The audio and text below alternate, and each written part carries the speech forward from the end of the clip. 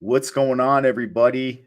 Thank you again for joining me for another BG-Cast live podcast. I gotta remember to cut the Wednesday out of there because it's not Wednesday. This is a special Saturday show.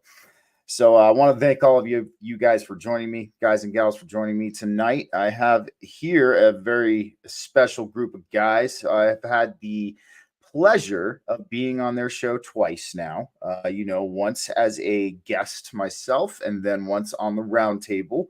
It's been a great time, both of those occasions. And, I've gotten to know each of these guys individually. I got to say, they're very smart, they're very dedicated to what they do, and they have a lot of really cool information and knowledge to share with people. And that's why I have them here tonight. So, guys, I'm going to introduce End of Days Radio. We got Daniel, we got Dr. Rob, and then we got Clint, the third world assassin. What's going on, guys? Thanks for being here tonight. Oh man, appreciate it. Absolutely, absolutely, man. Nah, so I've been looking forward to this. I've been looking forward to having you guys on. Sucks Jin couldn't make it. I hope Lee does join us here shortly.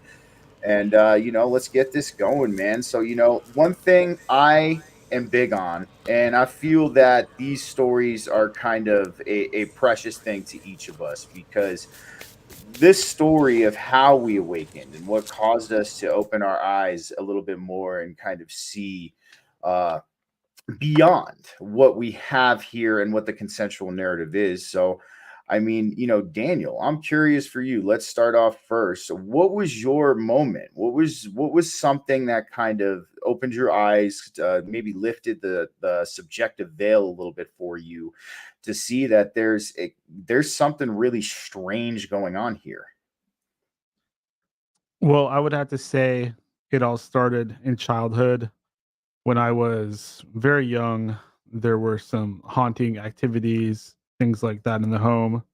Um, Lights flickering, things coming on by themselves, weird flashes of light, uh, family members seeing what some would describe as shadow beings running around the house, things of that nature. UFOs, seen some UFOs when I was a kid, and for a long time I denied that I was experiencing these things. I was not into religion or anything like that. I felt like it was something that was forced on people. So I rebelled against that sort of thing. Anything that was, supernatural or weird, I didn't really have that much interest in because it scared the holy heck out of me, especially as a developing child. Like, I can't think of many kids that are into weird paranormal supernatural stuff, but once I got to my late teens, I would say, or mid teens, I started having more of these experiences, and they were kind of mixing in with this like psychedelic experimentation I was doing. So I'd like to think my mind was kind of opened by experimenting with these substances, and got into like most people out there that are into this stuff, had a little phase where I was getting into the Alex Jones stuff. I'm a little bit embarrassed to say that now, as are most people that were ever into him at all. And then from there, it just kept accumulating, and I found different sources and different ways to explore these weird conspiracies and UFO reports and things like that going on out there. And what probably really did it, and I would say this would be the number one crazy paranormal experience that I had, was when I came across a UFO and it actually approached me and got within probably like 15, 20 feet from me. And then from there, it kind of backed off and flew away because I began to reject what was happening, and I began to become very fearful, and I began to pray, and the thing kind of backed off. So I don't know if that's some kind of indication that it was some kind of demonic experience. I'm really not sure. The thing just kind of floated away. And from there, I started to ask bigger questions, like what the hell is going on out there? The things that I think I know aren't necessarily true. This is real. I mean, everything that you hear from the media and from other people tells you that it's all bullshit whenever you hear something that sounds a little too amazing. But when I had that experience, it was like, whoa, okay. I don't know shit. There's a lot more out there. I just had first contact. I mean, obviously that wasn't first contact, but in my mind, I thought it was first contact. That's how big it was for me. Absolutely, man. No, and real quick, I've noticed this similarity between a lot of us who do what we do and who are on the path that we're on, is that we always did. We had some kind of uh, interesting experience in our childhood, paranormal experience, extraterrestrial experience, whether it be a demonic experience of some kind. I think that's a very pivotal thing for a lot of us. And man, I got to say that's a very interesting experience and an interesting story. I have yet to have something that magnificent happen to me, man. And I got to say that's pretty awesome, Daniel. Alrighty, Mr. Clint, let's hop over to you, man. Let's what was your moment, man? What was your story that kind of opened your eyes with the toxic waste, if you don't mind me throwing that in there? I definitely gotta see that. But yeah, what was one of your ultimate underlying experiences that lifted up that subjective veil for you and kind of let you see that there was a little bit more going on than you thought?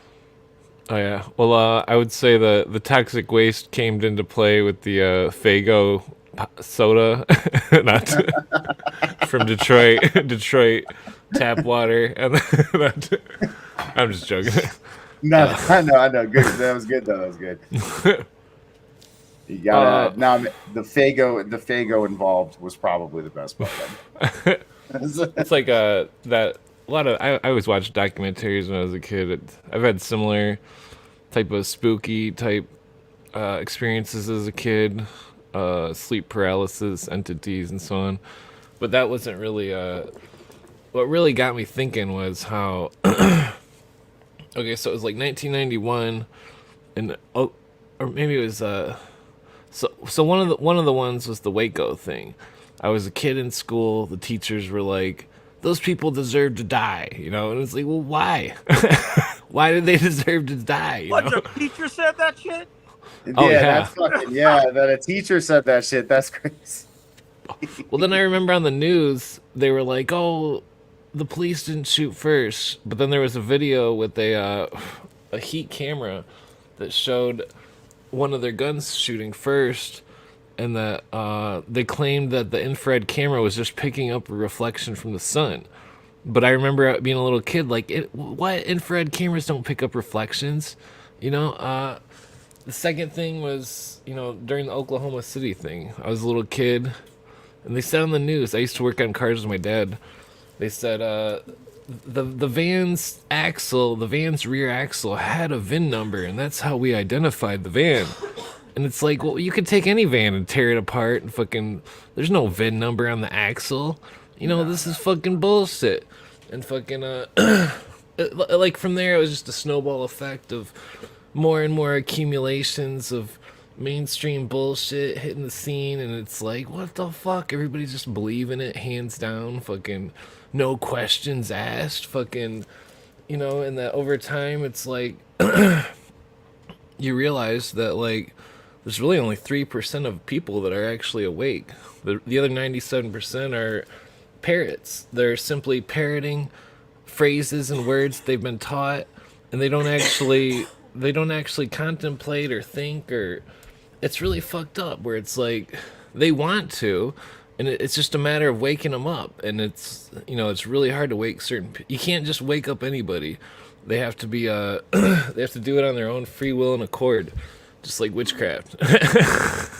Exactly, man. Freaking Wake up, sleepwalkers. I'm telling you, man. I'm telling you, no, and I get that, man. Waco, I think was an eye opener for a lot of people. I joke around that I wanted to make some T-shirts that said "Red Pilson's Waco," man, because that whole incident was, it was strange, man. When you show a government that you can exist in peace without them, and you can make a stable society and a stable community without the influence of government. I think that was a huge reason. I mean, everybody has different opinions as to what was actually going on there, vice versa. But I feel that whole incident was because they saw that these people broke off, did their own thing. I know there was another incident at another commune, I think in the late 70s. I think it was in Pennsylvania somewhere. I don't remember the exact place. I'll see if I can pull it up here in a little, but no, man, I'm with you. That's a very interesting story, and I do think, you know, that those incidents and a lot of those things, man, especially what you said with the VIN number on the axle, that as soon as that would have definitely been a red flag for me. So, Yeah. but Dr. Rob, I got you coming up next, man. Let's hear your version, man. Let's hear your version of your origin story. So what was that moment for you that lifted that subjective veil up? I was kind of just always born into a family that was aware of that type of shit. I Very mean, like, cool, very it's never been a shock to me. I got a very militant father, very talented, psychically. I mean, I was exposed to books like the Bhagavad Gita, a lot of Black history, and a lot of mysticism when I was a child. Tarot, my mother's really heavily into the tarot, you know, psychics, giving readings and all that shit. So I was always just kind of aware of that shit, you know. But then being a kid, you know, the Black kid and kind of banging and shit, you know what I mean? I just kind of left it behind me. But then when I kind of like grew out of that phase, you know, and wanted to take life a little more seriously, and I started thinking about college and my future and the shit more, you know, I went off to college and shit like that. But I had, you know, I've had a lot of like crazy experiences, man. Like I've met angels before. Like I remember I was doing Uber kind of like when I was in law school a little bit, like kind of a little like right out of law school a little bit, you know, when I was kind of job hunting and shit like that. And I was going through a real tough time. And I picked this guy up, right? And we start talking, right? He's like a Jewish guy, kind of like a, you know, like a, you know, had like real, you know, kind of like, but the Einstein type of guy, like kind of like very eccentric looking. Mm-hmm. And he's talking to me, and he's kind of noticing, you know, that I got some things kind of disturbing me and bothering me, stuff like. So we get to talking, and we're having like a real good talk, like a real like deep discussion. And he has me taking him up this road, but it was like real soothing. I felt real calm, and I felt as if I don't know. I just felt like this was something that was supposed to happen to help me work through something. You know what I mean? But the funny thing was, and that was in that moment where, as we're talking, like I kind of realized that he was kind of like a little otherworldly. And I take him out like somewhere. I turn on some street like on Sunset, but kind of more like deep off in Hollywood, dude. You know, if I'm going up a hill or some shit like that, and I kind of drop him off some real area. And I go, man, I've been having crazy experiences all week, right? And he said, yeah, it must be that night fever, right? And then that song from the BG-S came on. It must be the night fever. Damn. And I turned around to laugh, dude. And when I turned back, the motherfucker was gone, dude. Just like he disappeared. Whoa. Holy shit. That's fucking crazy, man. No, like that's crazy. I think, like I said, when I was talking about with Daniel too, we've all had these very, very interesting, peculiar experiences. Oh, you want to hear a real funny story? Let's get it. Let's hear it. This is probably like what you probably get in the origin story. So I was working at this firm called it was kind of like, yeah, it was like more like a collective of like, it was like kind of like a new experiment this guy was trying to do, because he was brilliant at the time, but he's a criminal. He called it like the Black Bridge Resource. It was a collective of attorneys, right? And what we did basically, we just worked together. You know, I hadn't passed the bar yet, but like I was kind of like in charge of this office because he like my organizing business abilities and stuff like that. So and you can look him up on his name is Rick Bridges. You can look him up online right now. Rick Bridges, a murder Texas kid. Type it in Google right now. He looks like Sideshow Bob from like. So was it Rick Bridges? You said, hold on, I'll bring it up real quick. Bridges. Yeah, let me see here. Rick Bridges. Murder of a Texas kid in California. Texas child in California. Hold on, let's bring this Not up. child, just like a young Texas man. He was like 18. I see it. Oh yeah, he looks. I got him right here. Hold up, I'm gonna share it up on the screen real quick. Let me get it up here. Yeah, no, I think I did see something about this before. Let me see here. I got his photo right here. Hold up. He looks just like he looks just like Sideshow Bob. Yeah, he does. I'm gonna bring it up right now. He does look like Sideshow Bob. He Ironic. does. Yeah. Look. Here we go. Here, hold up. Right there, man. That's Yeah. Look like Sideshow Bob. Like right there. he does look like Sideshow Bob. That's All right, hilarious. So check this out. So one day, man, he's just doing some real funny shit, man. I had an office next to Russell Simmons and shit like that. So one day I'm asleep, man. I had this dream, right? And I have a dream, man. This motherfucker's just gambling, because everybody was wondering what's happening to the money and how he was handling, right? So I come to work that day, man, and I come in before him. So he walks in, he knocks on the door, and he goes, "What's going on today, Robert?" And I said, "I'm just chilling, man." I said, "Man, I had a weird dream about you the other night, man. I had a dream, man, you was just gambling." He said, "What?" I said, "Yeah, man, you just gambling all this money."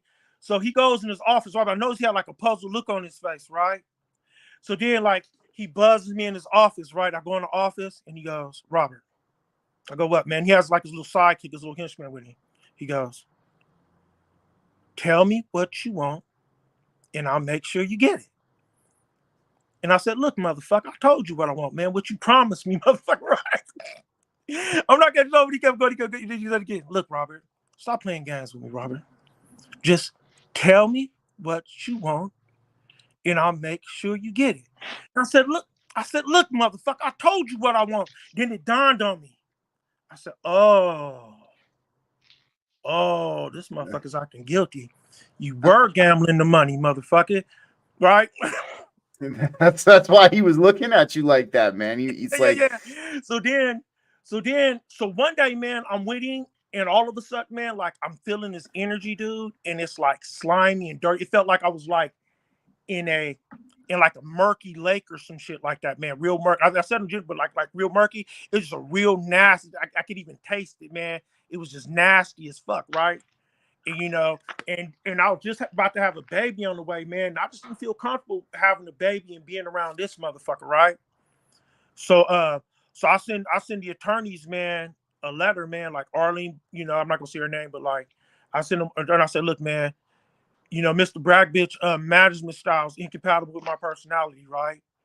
And everybody loves it. They go, what's going on, right? And I said, "Look, man," I said, I'm getting like serial killers from this motherfucker's vibe, man. I said, "We don't even know who the fuck he is, man." I said, "Man, I just feel something bad about him, man. I feel something going on with children and all kind of shit, right?"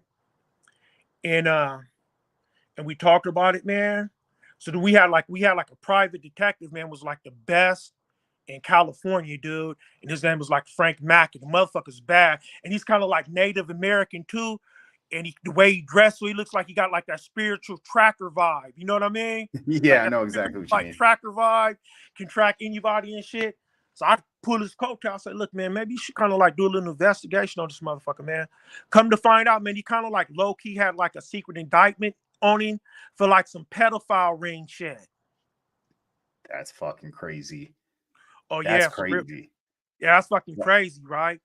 And So dude, then like we get all this information on him, dude. So then finally, man, the attorneys, you know, they back off. You know, they stop doing business with him, man. And the motherfucker kind of loses his mind. Because the worst thing for like any type of narcissist like that, man, is to have their cover blown, right? And in psychology, what they call that, right? That's called the narcissistic injury, right? Mm-hmm. Where like, you know, they have this false inflated sense of self. And then all of a sudden, like, reality kind of crashes down on them and it completely destroys that image, right? So that's called, so then I inflicted the narcissistic injury, right? And after narcissistic injury comes what they call narcissistic rage, right? So right then I told him, man, I said, I wouldn't be surprised this motherfucker killed a motherfucker, get his power back, right? So so he was like sending like all the female attorneys like, you know, take from a man and crumble his empire and marvel at the results, right? So then maybe like 2 weeks later, man, the fucking LAPD detectives start coming to the office. Gee, fuck, man. So they say they looking for this motherfucker, right? So then they questioned me, right? And right away, dude, I said, he killed somebody, didn't he? right? And they just looked at me like real shocked. I said, yes, I just know this type, man. I said, the guy's slickest motherfucker I ever met in my motherfucking life, man. I said, the motherfucking man could sell fucking ice cubes to fucking Eskimos, man. The motherfucker, man, just had gap. He can talk anybody out some motherfucking money. In fact, he taught me how to rainmake. You ever seen that movie, The Rainmaker? Yeah.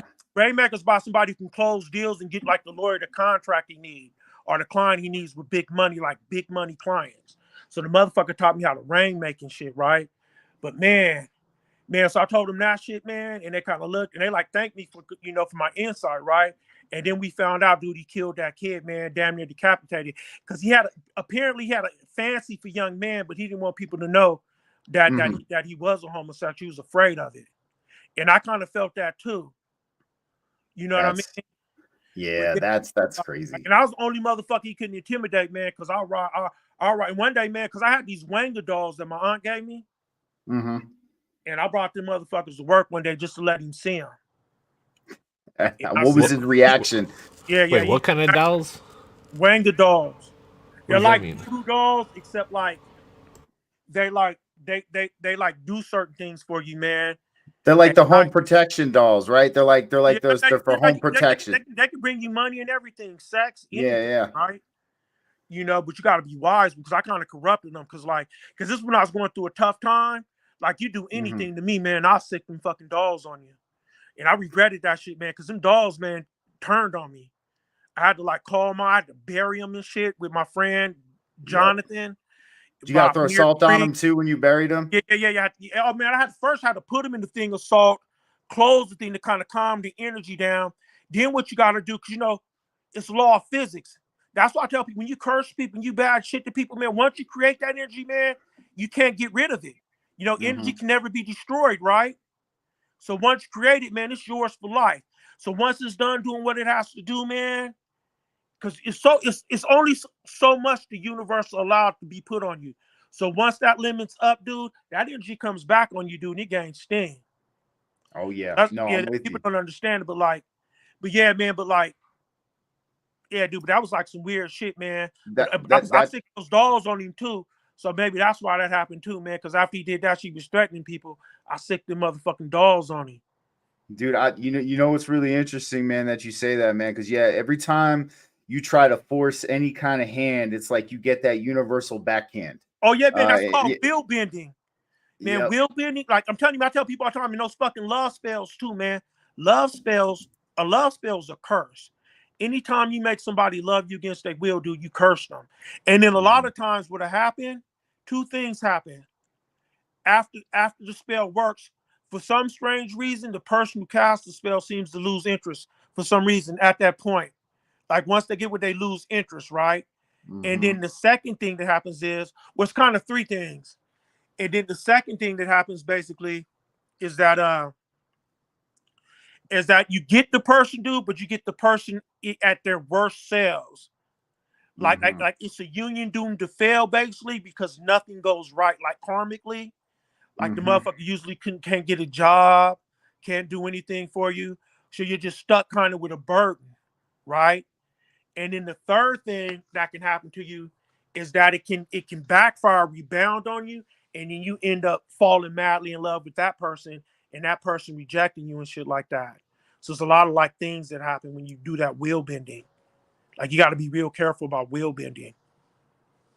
Yeah, and I'm with you, man, and that's a very interesting story. I wonder where General Lee went, man. I'm gonna get him back here, but no, man, that's a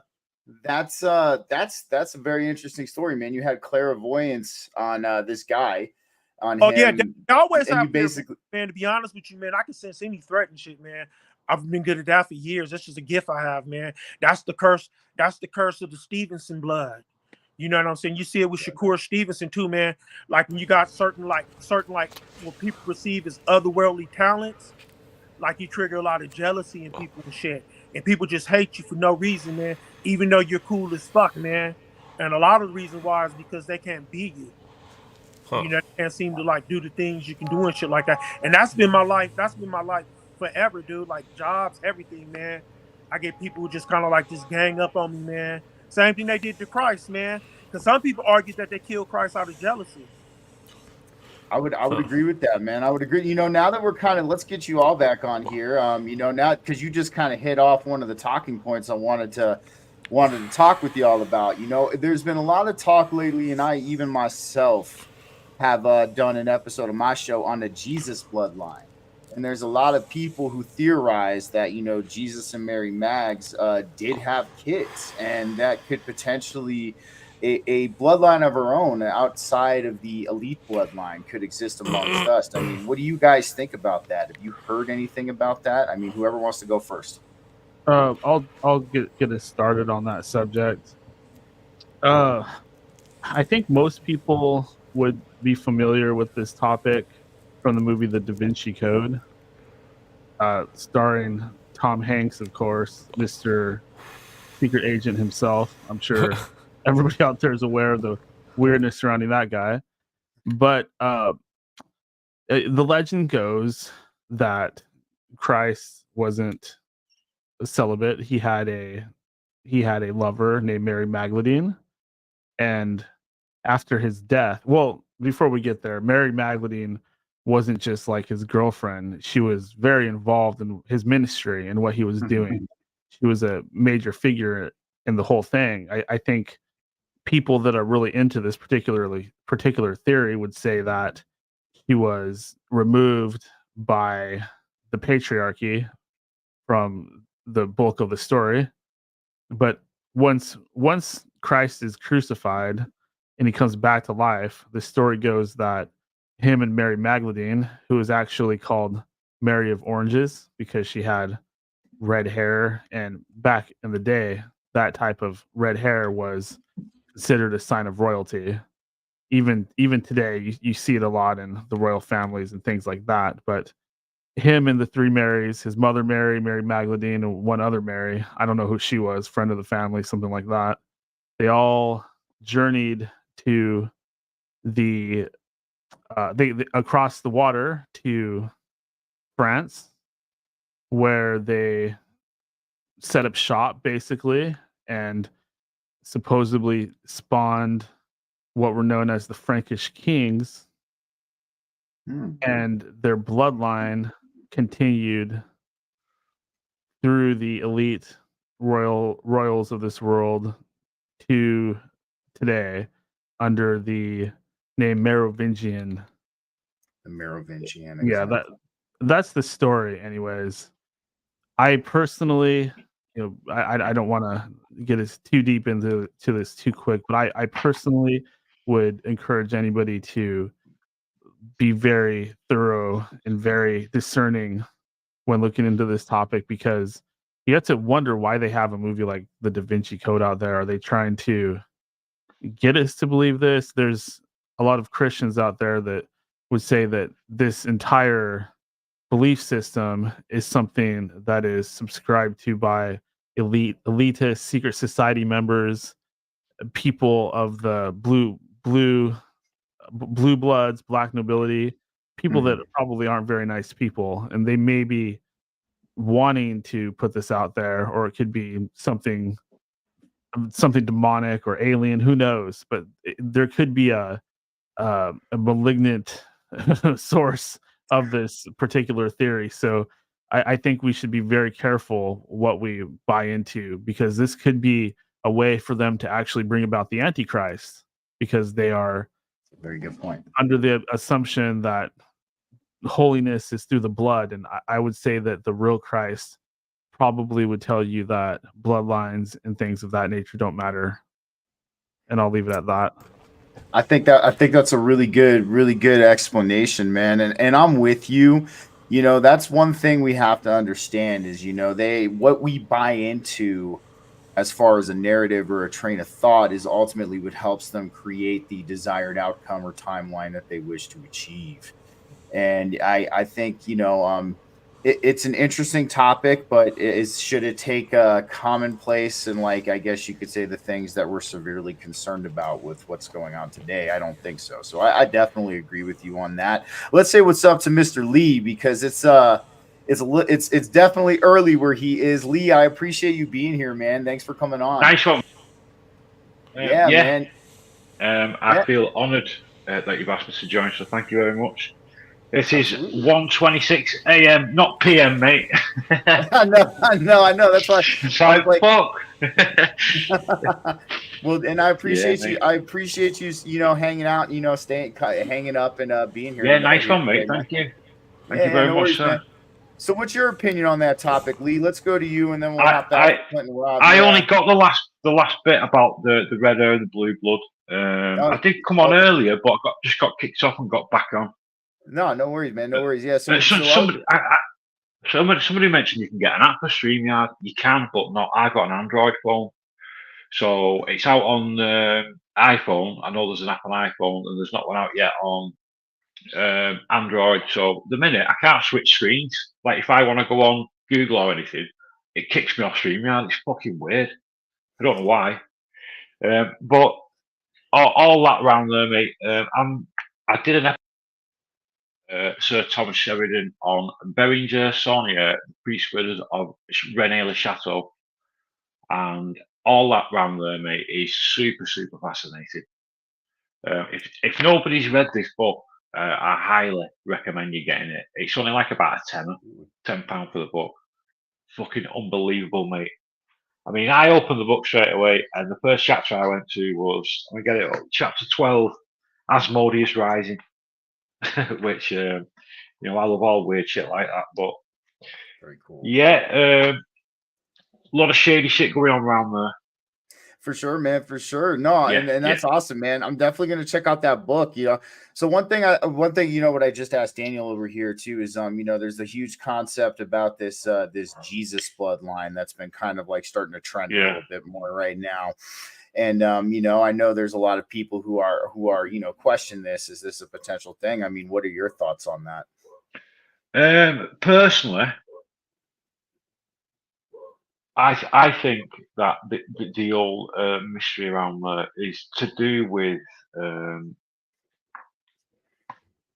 Mary Magdalene Chapel, definitely. But in the chapel, there's like a statue of Asmodeus as you go in. Mm-hmm. Now, I think that this priest wizard is connected in somehow to royalty, European royalty, and they've sent him in because he suddenly have a lot of money and like completely redid everything. So I think royalty, a lot of the court elites involved in this, and they have been like since like Daniel said, the Merovingians. I think it's rife with it, but the bloodline thing, I don't know, mate. I don't know. Who really knows? I mean, who does? Yeah, I got into this through. There's a book called Holy Blood, Holy Grail, and it had my head like pickled for a while, like a couple of years. I was like trying to figure out what the fuck's going on here. But like I said, this book, what Thomas Sheridan and Neil MacDonald wrote, it answers a lot of the questions. So like, I highly recommend like any work what's been done around Rene Le Chateau and this bloodline. Not more the bloodline, more around Rene Le Chateau is they've boxed it off with this book. It's unbelievable. So that's awesome. Yeah, I'm not sure. I'll be honest with you, mate. I'm with you. Yeah, no, I agree, man. I think, like I said, it's just something, I've noticed these things that it's, and I'm sure all, you guys, since you guys have been, on this train of thought and this wavelength for a long time, all of you, there's a lot of like what I call trends and fads that like pop up in our community. Like, it's almost as if like it rotates, like, there's always something I feel that could potentially be put out as well by the elites and the predator class too, to try and manifest these different realities. And no, man, I'm with you. I think this is just a weird trending topic that comes around every now and then, and I just wanted to get your guys' thoughts on it. Clint, what about you, man? Are you pretty much in kind of a unison opinion with these guys, or do you have some of your own particular thoughts on this? I have a very unique perspective. All right, let's hear it. Well, first of all, I think that what's his name that wrote the Da Vinci Code. I think I know that he's Darren 33rd Brown. degree Mason, and that Is it Darren Brown? yeah, Dan Brown, and Yeah. I believe that he wrote the books as propaganda to proliferate the idea that the royal family was related to Jesus, and that from okay, so to the two things. One is the Lorenz Chateau or whatever, and then the other is the three Jesus scenarios. But I'll do the Lorenz Chateau thing first, because that's interesting. That generally brings that up because I through Henry Lincoln's work and a number of other people, there was some would say that the last remaining Templars that weren't assassins, they found something in the stables of Solomon and they brought it to France, and that they hid the scroll. They hid a scroll in one of the legs of the altars of the original church that the minister worked at the Rennes Chateau, and that the he whatever was on the scroll, the Vatican paid him mass amounts of money to shut him up, and then he built that church or whatever, and then fucking the main entrance was Asmodai underneath underneath the keystone, and then I'm pretty sure, or maybe he was on the keystone, but above him was the angel Michael, I'm pretty sure, but Yes. the whole thing about it seems as though the Old Testament may be the God of the Old Testament may be a demon, basically, but the New Testament seems like it's the opposite, where they're condemning the dragon, and if Jehovah or the Tetragrammaton was the dragon, and that then the New Testament was against the dragon worship, and that I believe that the Old Testament was concealed dragon worship, and that that's why the main seal of Vatican still uses a dragon. That's why the English use a dragon, and that's why Rothschild is Rothschild, because of that's in German, that means red shield or dragon in the order of Draco, and like but to the Jesus thing, I think that there was basically 3 to 5 scenarios. One being the one that people hate the most is the John Milagro scenario of Jesus being the word for a species of mushroom, and that the mushroom was used in a in a ceremonial initiation where each initiate was taught the sacred rites of the mystery school, and that the initiate would ingest the flesh of Jesus, quote unquote, the mushroom, and that then they would lay in a cave for 3 days while doing the initiation, and then obtain some sort of knowledge from. They would have a vision of the spirit of the mushroom, basically, and that basically nobody knows if it was if Jesus was a ghost of a mushroom, or a great shaman whose spirit was imprinted on the mushroom, or if it was a real person who somehow the mushroom brings you in contact with this person when you eat it, possibly. And that it's a really I mean, you definitely have to read the I got my mic on the book, Sacred Mushroom and the Cross, because I mean it's an incredibly advanced book on. But the second scenario is that the Masonic scenario of Jesus being the head chieftain of some sort of secret society, that basically this is the old school Mason Rosicrucian, pre-Rosicrucian belief of Lazarus being indoctrinated into the mystery school by Jesus, raised by the grip of the lion's paw, and then him being the sole proprietor of the mythos of what Jesus spoke. He became in the book Revelations, or John of Revelations, and that they claim that the Revelations book, that was that basically John was Lazarus. Lazarus changed his name. He was the most favored disciple of Jesus because he was the one that was either A, brought back to life literally, or B, initiated into a secret mystery school, and that there's also the C scenario where it's all of the above. You know what you said that was really interesting because I covered this on my show on Thursday. So there was this couple and they traveled to a lot of different cathedrals, throughout the European area and France and Spain and things like that. And in France, they found these cathedrals where there was these psychedelic mushrooms were portrayed in a lot of the art with Jesus, and they had these paintings of Jesus cutting down the mushrooms, and they had these, and they I guess they had this text that was sitting at a cathedral in France too, that the Last Supper they had mushrooms, and that was what it essentially the Last Supper was, and that's why Jesus has the look on his face that he does in that painting supposedly. But no, I find that that's interesting that there's that correlation with what you just said. I mean, I do think I'm a huge believer that entheogens were involved in a lot of early Christian rituals, most certainly. Oh yeah, and Well- yeah, go ahead. Sorry.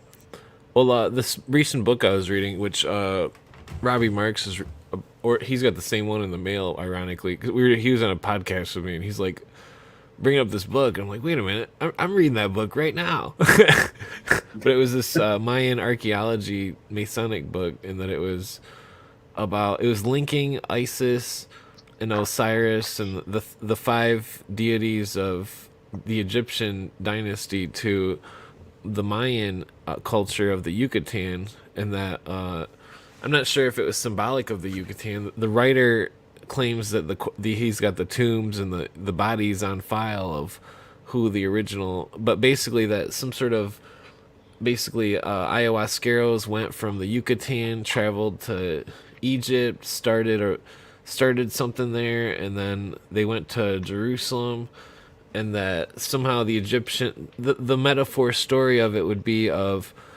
the secret symbol of initiation, and that in Egypt the secret symbol was known as the phallus of Osiris, basically, but it's just a symbolic term. But anyways, so in the metaphor story, the symbol of the chief symbol of initiation is the lost part of the Osiris religion, which was divided into 14 pieces, and then that part gets eaten by two fish. And then I believe that's the symbolism of the two fish obtaining the symbol of initiation, going towards the Jesus mythos of the Middle East, and that then the sole proprietors of the true initiation became, the original Christians, quote unquote, and that modern Christianity is totally perverted from the original form, but.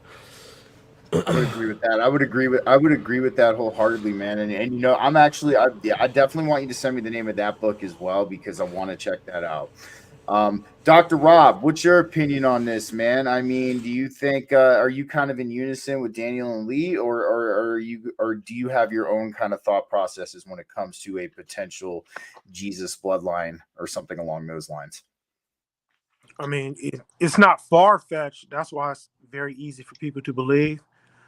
I don't know much about it, but it depends on the chronology of it. Are they saying like he didn't die on the cross and he actually lived and fathered a family, or he had a family before he died on the cross?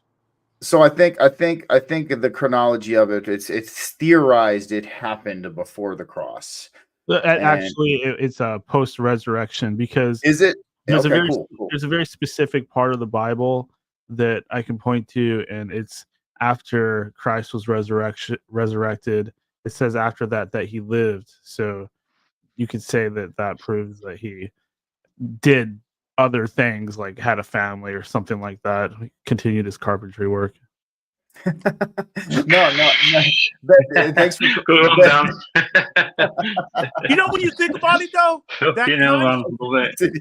think about that, though, that kind of makes sense if you actually think about the symbolism, right? Because like when Abraham was asked to sacrifice Jacob, right, or Isaac, yeah, when he was told he had to sacrifice Isaac, right, the son, like his biological son, not from Hagar, but from his wife Sarah, right? And then God sends an angel to intervene and gives the goat instead. You got coming from? Yeah. So Yep. when you think about like God sacrificing his son, right? They're like, Jesus just had to have faith, but God didn't really sacrifice him, right? He kind of spared him and let him have a family. So it's kind of like we actually think he went through that agony, but actually didn't go through that agony at all, right? It was just kind of like it was God testing Christ's faith, just like he was testing Abraham's faith, just to see if he would obey him and at least take a substantial step to carry out the objective, right, or the command. But as soon as it looked like he was going to carry it out and be obedient, God kind of intervenes and says, "Psych." I mean, so like, I guess in that respect, man, at least it's congruent.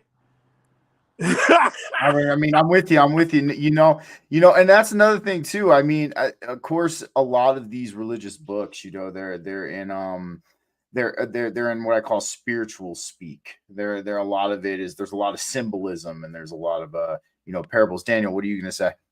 Well, before we get off the subject, I wanted to add just a few things real quick. Absolutely. I think we should look at the possibility also that maybe Christ was part of an actual royal blood lineage. There's a period in time called the Great Replacement where families were replaced by other families.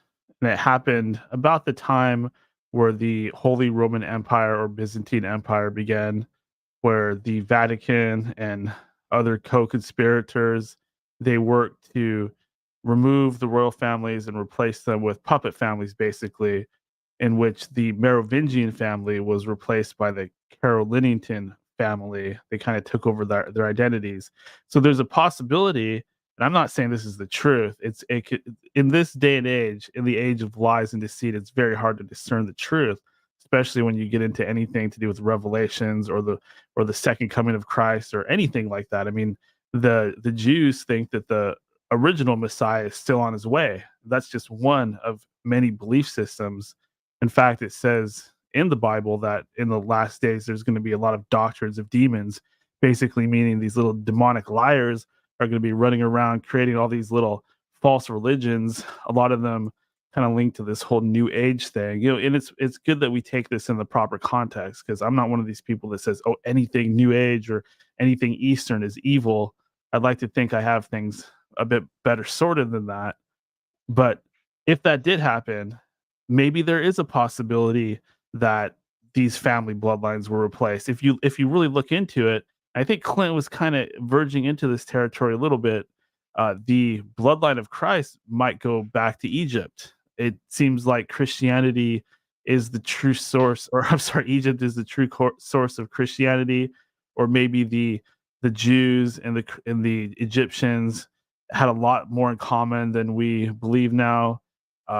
This gets into the idea of Egypt being suppressed and the original religion of Egypt being suppressed, because, as you know, it's Islamic there now, and in the Islamic society, anything that comes up is going to be highly offensive to the people living there. So there's a great effort to erase the past through religion and through indoctrination of atheistic types of material belief systems that we see young people subscribing to nowadays.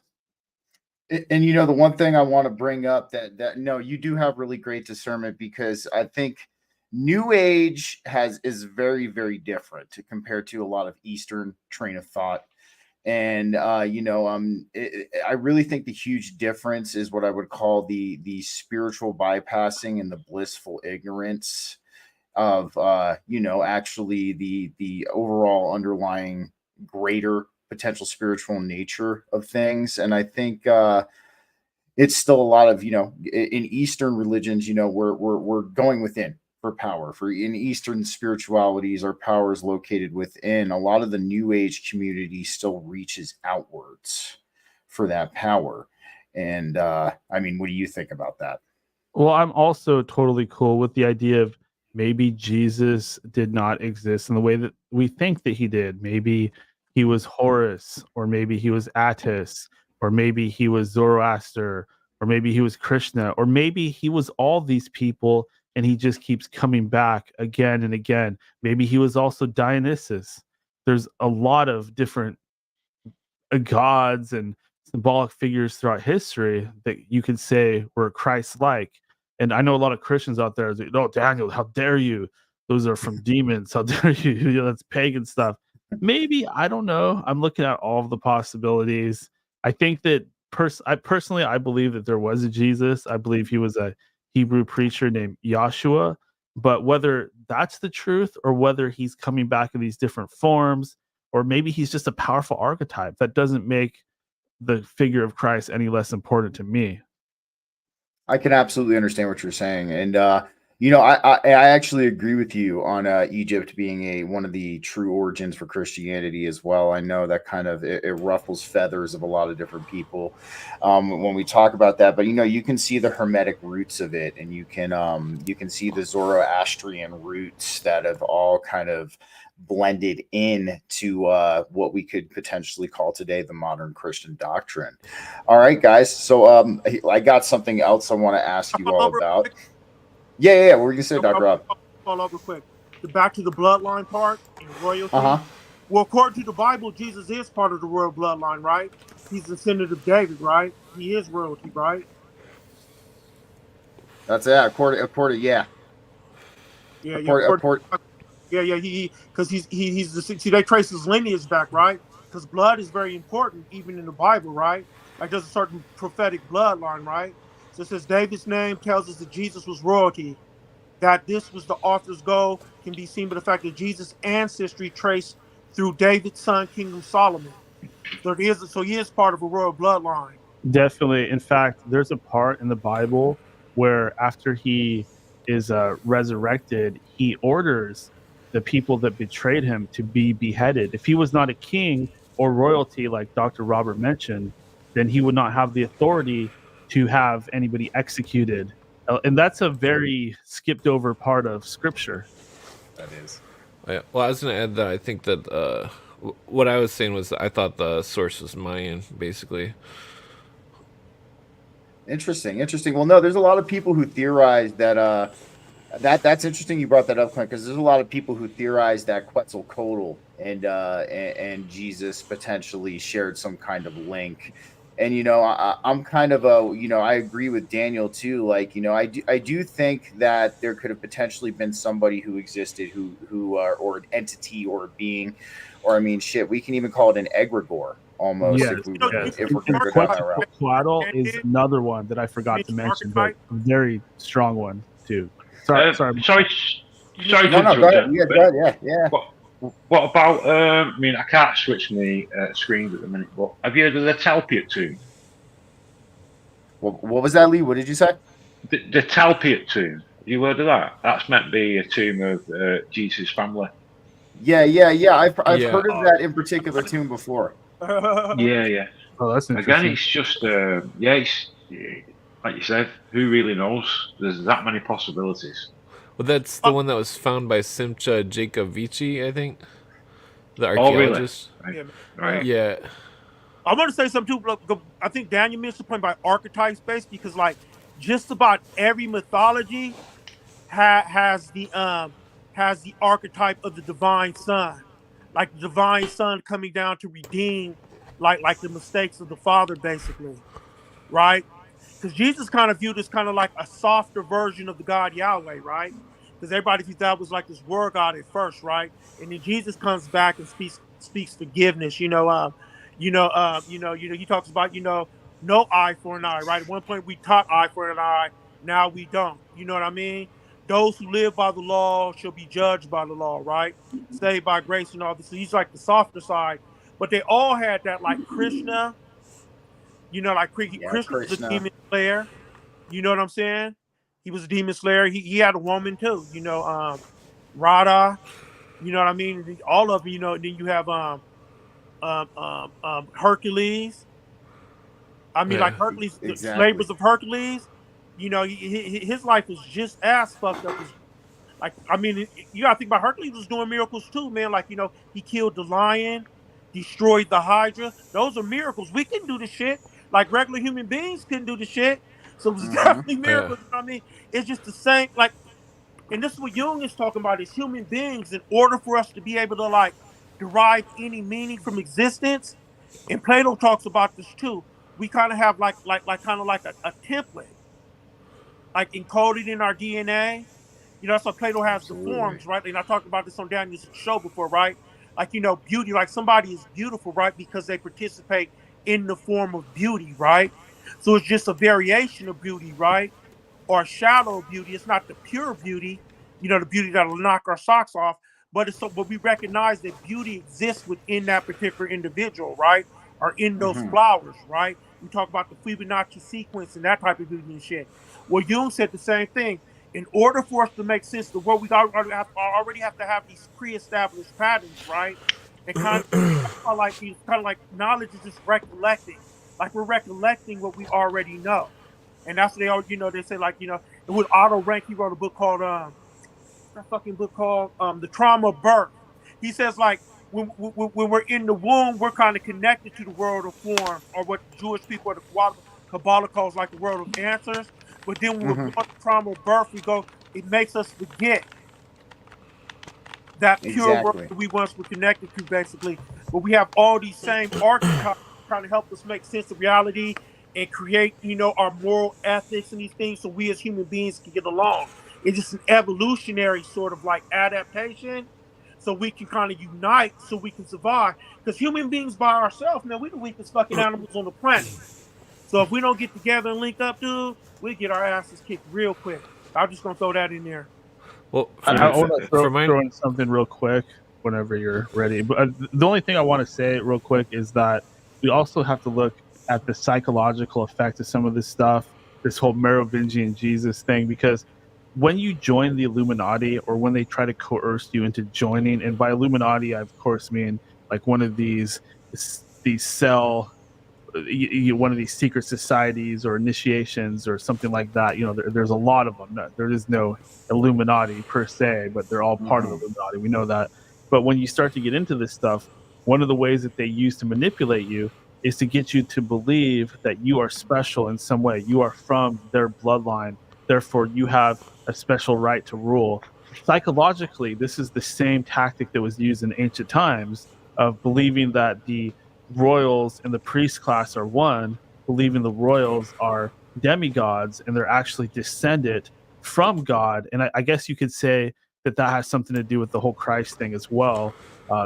Many would argue that it's different, but to think of that idea in context and to think that we're psychologically programmed to believe that there are certain people with a right to rule, this gives them the psychological backing that they need to feel like it's okay to rule over us and influence us and that they have something special about them. And maybe they do, for all I know. Maybe there's something different. I know we talk about this sort of thing on these shows.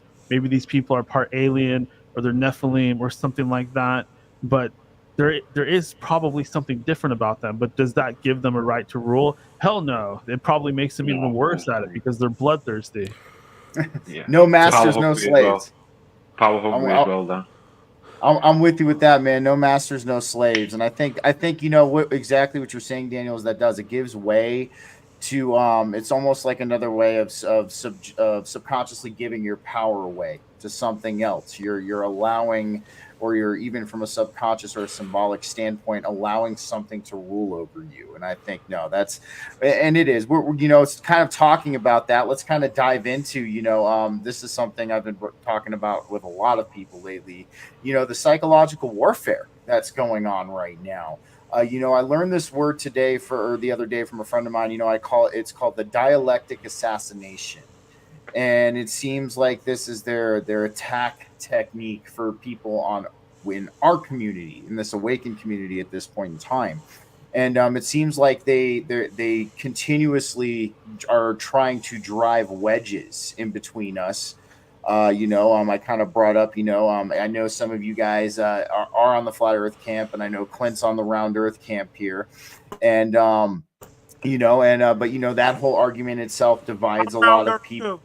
Too. I know, yeah, I know, Dr. Rob, but this divides so many people up, and then we had COVID, which was I guess you can say one of the biggest wedges uh in our community as well, because that split our community in half, because we have people like us who believe that freedom is a very spiritual thing, and bodily autonomy is a very spiritual thing. And then you had the other half of kind of our community who almost got absorbed by the narrative, and then we had Israel and Hamas. So I mean, like, Daniel, we'll start off with you, because you were bringing this up on how we need to have discernment with this stuff. I mean, what kind of things do you think we should be looking out for in this context? And I think you brought up some very good points about what we should be, but let's touch on a little more. Yeah, I'll kind of start with the flat earth thing. Me personally, I don't feel like flat earth is one of these topics that's put out here to divide us. I feel like, for the most part, it's 99.9% of what you come across is going to be anti-flat earth resistance, if you even get into it at all. Like, to me, if somebody is that hurt or that offended or that bothered by the idea of the earth being flat, you have to ask yourself why. To me, it's not a big deal. We could sit here, we could say, oh, it's a spherical earth, it's shaped like an egg, it's shaped like yeah, it's a big flat disc, it's this, it's that, it's a portal, it's consciousness. I feel like we should be able to have these discussions without melting down. Like for example, one thing that was brought up on my show recently was like a racial discussion, and a lot of people would be afraid to touch on this issue. But if you can really back your shit up, there's no reason why you should be afraid to discuss any topic, and no reason why you can't shake hands at the end of the day. It takes a certain amount of confidence in who you are and what you believe, but there's no reason for a topic like flat earth to divide us. The earth might be flat, it might not be. I doubt any of us will really be able to see, but I don't think that the attitude is to act like white blood cells and eliminate that belief system from the board, because it could be a psyop, or anybody that believes it's a fucking idiot and they need to be shut down right away. I think we have too much of that stuff. I think we need to look into flat earth more. Maybe we'll get some real answers finally, instead of just believing these things. You want to hear something else too? No way to prove objectively. Does it really matter, man? When people, even if the world was a simulation, dude, does not change the fact that if I do not eat food, I'll die. You know what I mean? Like nothing. I'm with you.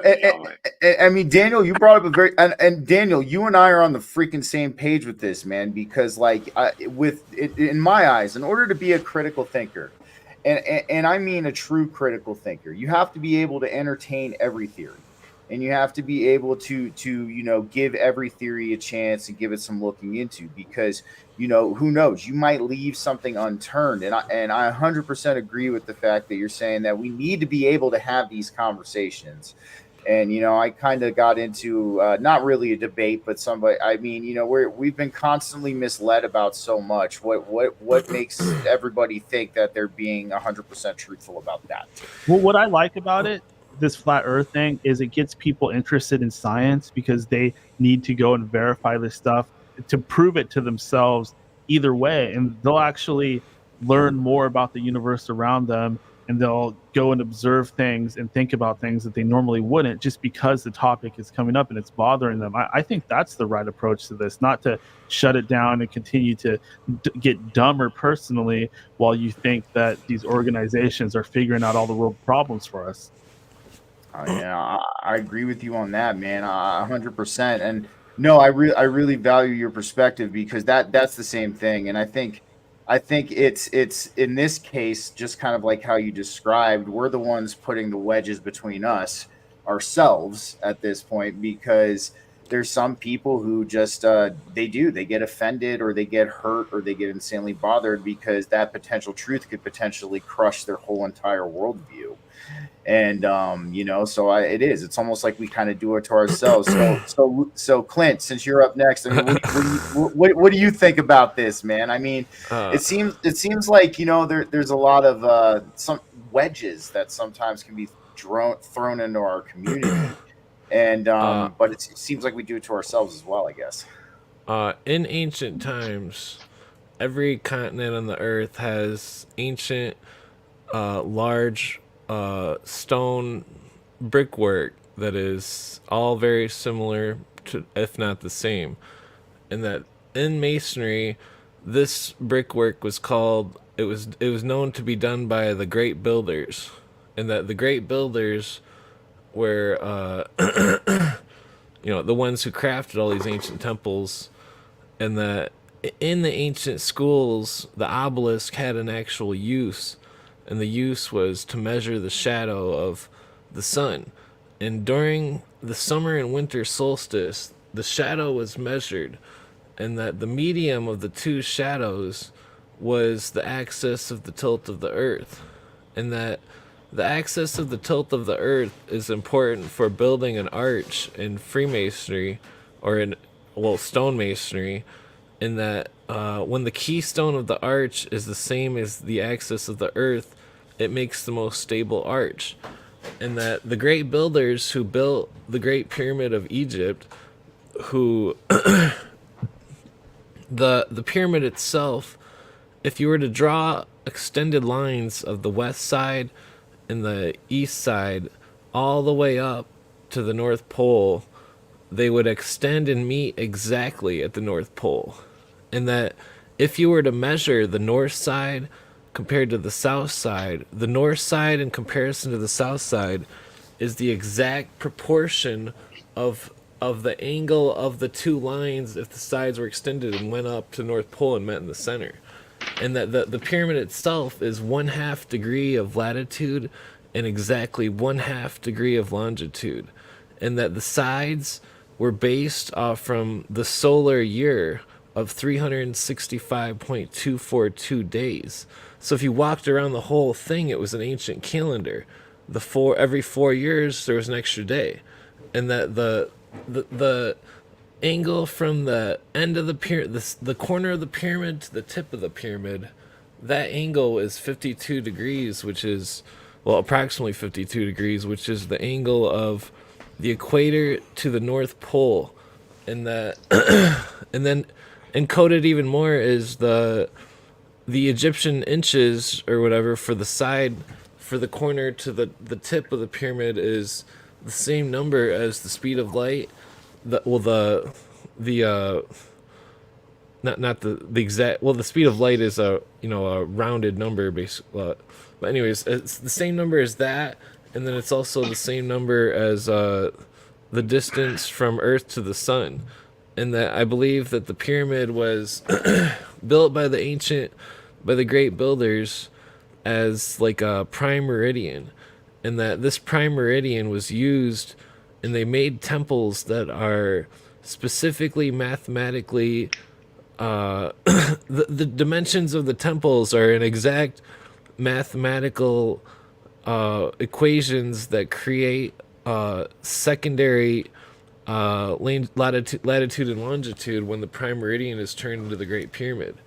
And that this ancient latitude longitude system that was used all over the world, and that these ancient people who had these temples that were in perfectly straight lines all the way across the world, the ley lines if you will, they they had a very extreme advanced mathematical system of using pi and phi and fucking multiples of pi, and like the math that they're using is so complex that I really think that one of the guys that goes through this subject, Carl Monk, at the end of like a 6-hour video, he says he's talking about this temple, but the temple had a location that wasn't on Earth, he claimed, and that the temple was, and usually I don't get into this sort of like sci-fi type ideology, but he claims that the temple location was on Mars, and that the coordinates was the face on Mars, and that On it was Mars? it was That's a really really cool. Interesting That's crazy, theory. that one. It's the Carl Monk, the Code. That's what it was called. Yeah. It's on my YouTube. It's Did you say it was called the Code, Clint? yeah, Carl Monk, MUNCK, the code. And he's not the only one that reaches those conclusions, such as Nice one, mate. Scott Onslaught. He does Hidden in Plain Sight 1 and 2, and that there's some kind of advanced coordinate system that's even used in modern times with them putting certain locations an exact distance apart or on certain ley lines, and nobody knows if they're doing it under superstition or if they actually have some sort of unknown ley line science that they're hiding from, the masses, basically. And that Like an alternative one than what we know of. Well, that That's surprised really me. Yeah, that based because on of Mars that. theory. No, I'm gonna have to check out Carl because of that, man. That's really interesting, Clint. Thank you for that. Dr. Rob, what do you think about this conversation, man? You think you there, I'm Dr. Rob? There you go. all in right now. You're all good. Would you say? I didn't hear you. As I'm taking it all in right now. I got you. And, there's some big gaps in a lot of these stories, man. It kind of like, you talk about Mars and shit like that. Mm-hmm.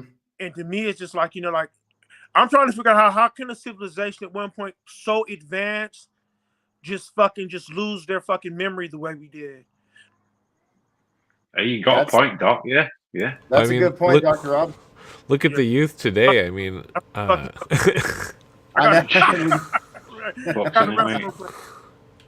Hey man, I think no, and I'm with you. That's the one thing too. I mean, I'll get you guys is, since we're on the topic of Mars, there's the theory that floats around that was the first stomping ground for humans. I mean, we look at Mars. Got that shit. You don't know how to, all these mysterious space gates around here, and somehow somebody forgot about all this motherfucking shit, and two, we forgot how to use this fucking shit. Exactly. Yeah. We forgot. I mean, it's almost. What do you think, Lee? I mean, now that we're on the conversation of Mars, man. I mean, we look at Mars. If we're going by the consensual narrative, it was a habitable planet for quite some time. It actually had better gravity than Earth. It had a better quality water that has deuterium in it, I believe, that Earth had. And I mean, what are your thoughts on that? Well, it's first I've really come across this Mars theory, and I'm definitely going to jump on it since the Carl Monk. It sounds super, super interesting. I love the idea of it. Anything what's, I think it sounds really interesting. Yeah, I mean, with the ley lines as well, like how Clint mentioned, like possibly other ley lines what these mathematicians have used. What maybe it's like an alternative, like they're trying to throw us off scent, or we'll just give them that one and then possibly another one. I love the idea of that as well, which is highly likely. All the propaganda what we've been fed. I would have to agree. I think trolled. what was that, Dr. Rob? I'm using your phrase. I said we're being trolled. We're being trolled, bro. Hey, it is. Trolled, basically. Yeah. Basically, yes, Doc, mate.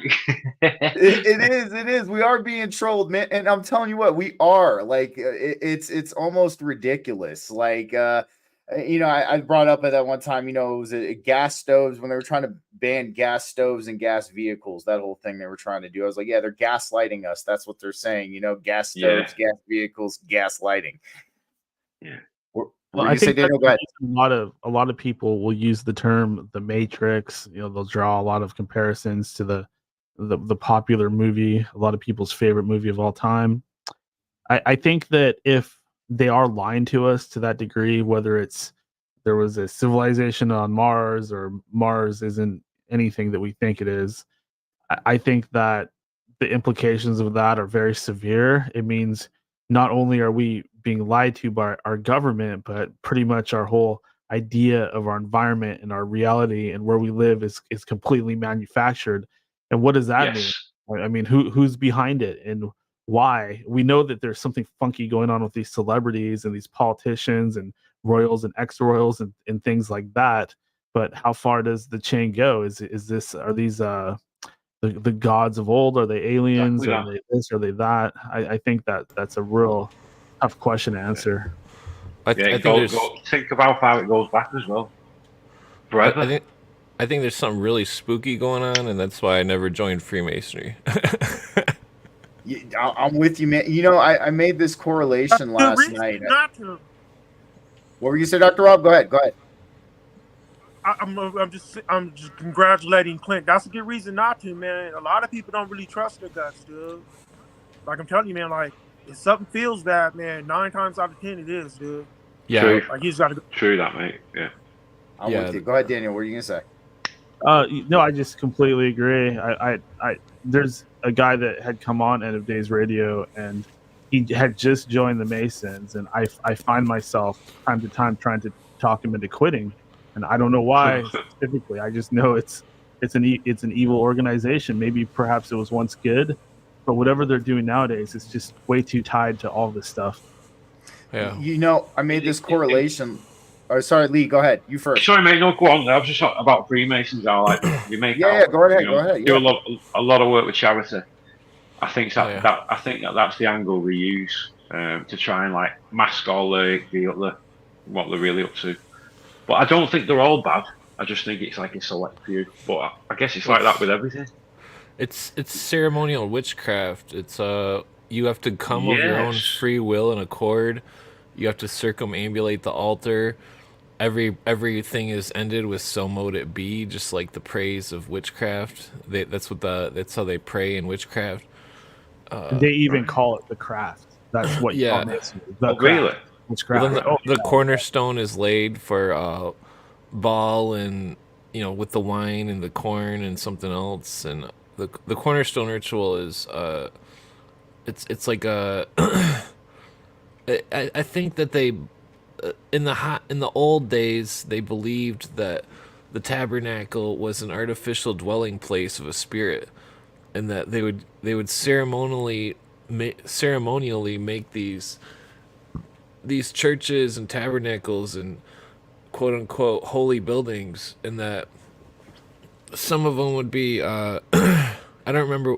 I'm pretty sure the Rockefeller Church in New York has the 12 ephod stones of the zodiac. I was going over this last night on my podcast, where the ephod stones, the Hebrews believed that the priest, he had these stones on his chest and this golden chest plate, and that the stones of the temple were then the foundation of the temple had the stones in them as well, and that the stones somehow connected the priest with the temple, and the temple itself was the 66 spirit in Hebrew. I can't remember the name of it, but Shekinah or something, and that the temple was housing this female spirit, and like the lore of it is all it correlates with some of the Masonic lore of the lodge being Isis, and that the doctrine was Osiris, and that the initiate itself was Horus, and that this was a temple of rebirth into the mysteries, where the initiate was Horus, which is basically secular humanism. And that it's a complex situation where the old masonry seemed to be based on Christianity basically, and that the new masonry is some other system basically. You know what's interesting is I made this correlation in my show the other night. It seems a lot of these people who were in top ranking positions in either Freemasonry or Hermetic Order of the Golden Dawn, they seem to leave that secret society and join either a organized religion, or they get involved as a Buddhist monk. Because I know Crowley's teacher, he ended up leaving the Hermetic Order of the Golden Dawn, and he went to Tibet and actually ended up becoming a ordained Buddhist monk in Tibet. And then on my Tesseract episode, I was looking at it, there was a top-ranking Freemason who ended up leaving Freemasonry in 1915 to convert to Islam. I mean, I've seen this. Yes. I thought that was so highly bizarre, because I was if if they're affiliated in this organization, and they're up high, what's ultimately that deciding factor that makes them leave and then pursue another spirituality or convert to something like Islam? Completely different as well, yeah. I think it's Yeah. fear. I think it's They're- fear. Yeah, it's like you look at the cultural, these systems of cultural belief systems, and that, there's a lot of superstition going on every party, and that the systems themselves aren't necessarily what the doctrines of the system claim to be, and that basically I go with Terrence McKenna's thing where he says these cultures and stuff are runaway freight trains that are operating in madness, and like it's just a runaway train in all different angles of these different parts of culture that are clashing in reality in real time, and that are creating this schism of people that can't get along, basically. It's interesting. Go ahead, Daniel. I think we should also look at the words of Adam Weishaupt, who created the Bavarian Illuminati. Whether or not that was the first actual Illuminati, I don't know. But he prided himself on undermining and subverting Freemasonic lodges. So I'm not sure if that is the only corruption that ever occurred inside a Masonic lodge. But if you have a guy going around bragging about turning these lodges, the secret society, into something negative, I think we should be open to the possibility that maybe it wasn't entirely evil, at least in the beginning. And I'm with you, and I sit in this camp when it comes to the Freemasons. I think there's different sects. They have I know there's a Templar sect of Freemasonry. I know there's I believe an Egyptian sect as well, if I'm correct. And I know, of course, we have the Scottish Rite, and then there's another one, the Royal Arch. I think it really depends, from at least from what I've seen, the sect of Freemasonry, and it seems that the Royal Arch sect and the Scottish Rite sect seem to be the ones that perpetuate a lot of what's going on and who are involved in it. And I guess you could say in that ritual, not so great swaying in the balance of the dark ceremonial witchcraft. I mean, what are your thoughts on that? You mean on witchcraft? No. On, do you think that it could potentially have something to do with the sects of Freemasonry, or do you think that all of them could potentially be involved in this? I think what perhaps has happened to Freemasonry is they've been taken over by an entity or egregore named Lucifer, which is actually kind of a hive mind. I mean, if you look at the actual symbol of Freemasonry, it does look like a piece of Lucifer's sigil. So if everybody is kind of vibing to this stuff, like I myself, I had an experience with this particular entity or egregore or whatever the hell it is, and it makes a lot of sense to me that all these Freemasons would be kind of tuning into the same frequency. You've heard the video of the Shriner guy saying that he is Lucifer, I'm sure. Yeah. I've heard that video before. Yeah, that shit's weird. That's a perfect example of secular humanism. He thinks he's the deity, and that he's acting. It's just like the communists had the same blueprint where they're initiates, except their god is different, and that they believe this whole religious blueprint of communism and Illuminism, because Illuminism is communism, and that the Illuminists did take over the Masonic lodges on the higher aspect, and that they're just straight up running this whole show, flat out. Like there is no sovereignty in America.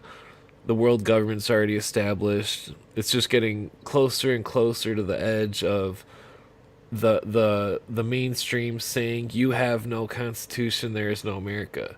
They're just keeping that visage, or they're just keeping that up, the mirage up of this whole thing, because they don't want everybody to flip out. I'm with you on that, Clint. What were you going to say, Daniel? I just wanted to throw in that if we consider the Knights Templar to be the beginning of Freemasonry, then we'd have to look at the accusations against Freemasonry by what was his name, Prince Philip, I believe. Oh, France, But yes. Yes. oh yeah, thank you, in France.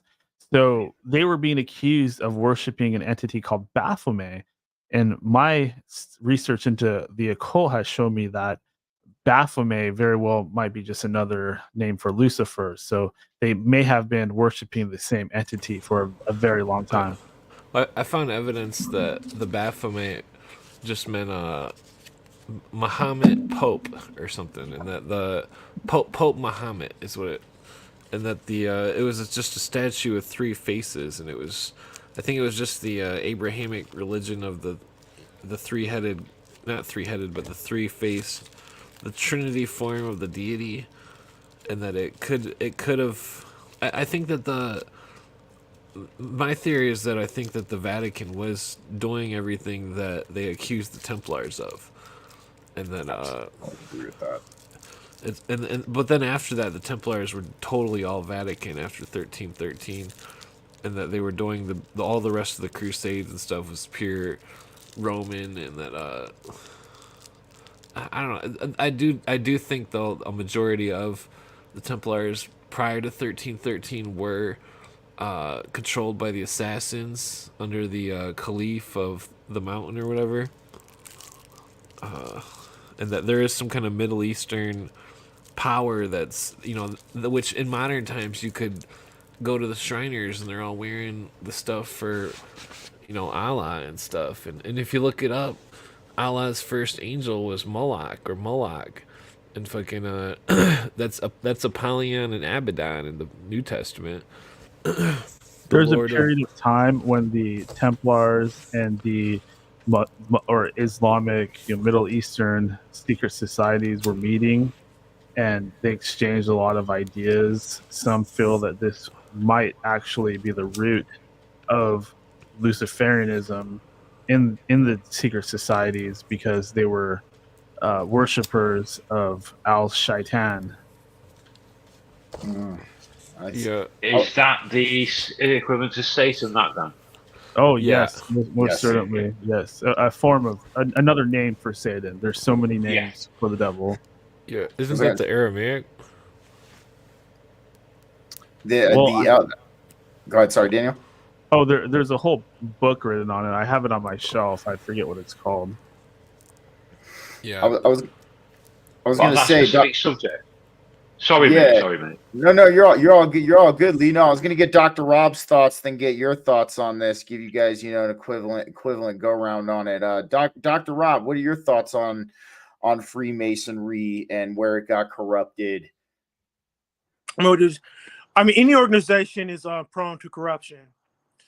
You have a few men in there who start to realize that people are looking up to them a certain way, and they're holding on to everything they say that comes out of their mouth, and they find that they can persuade these people very easily and things like that, so they get corrupted.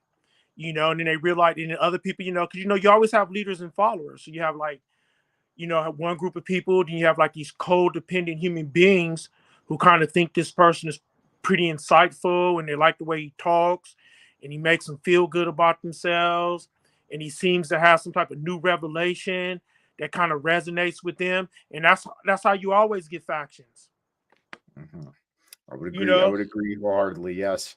Yeah.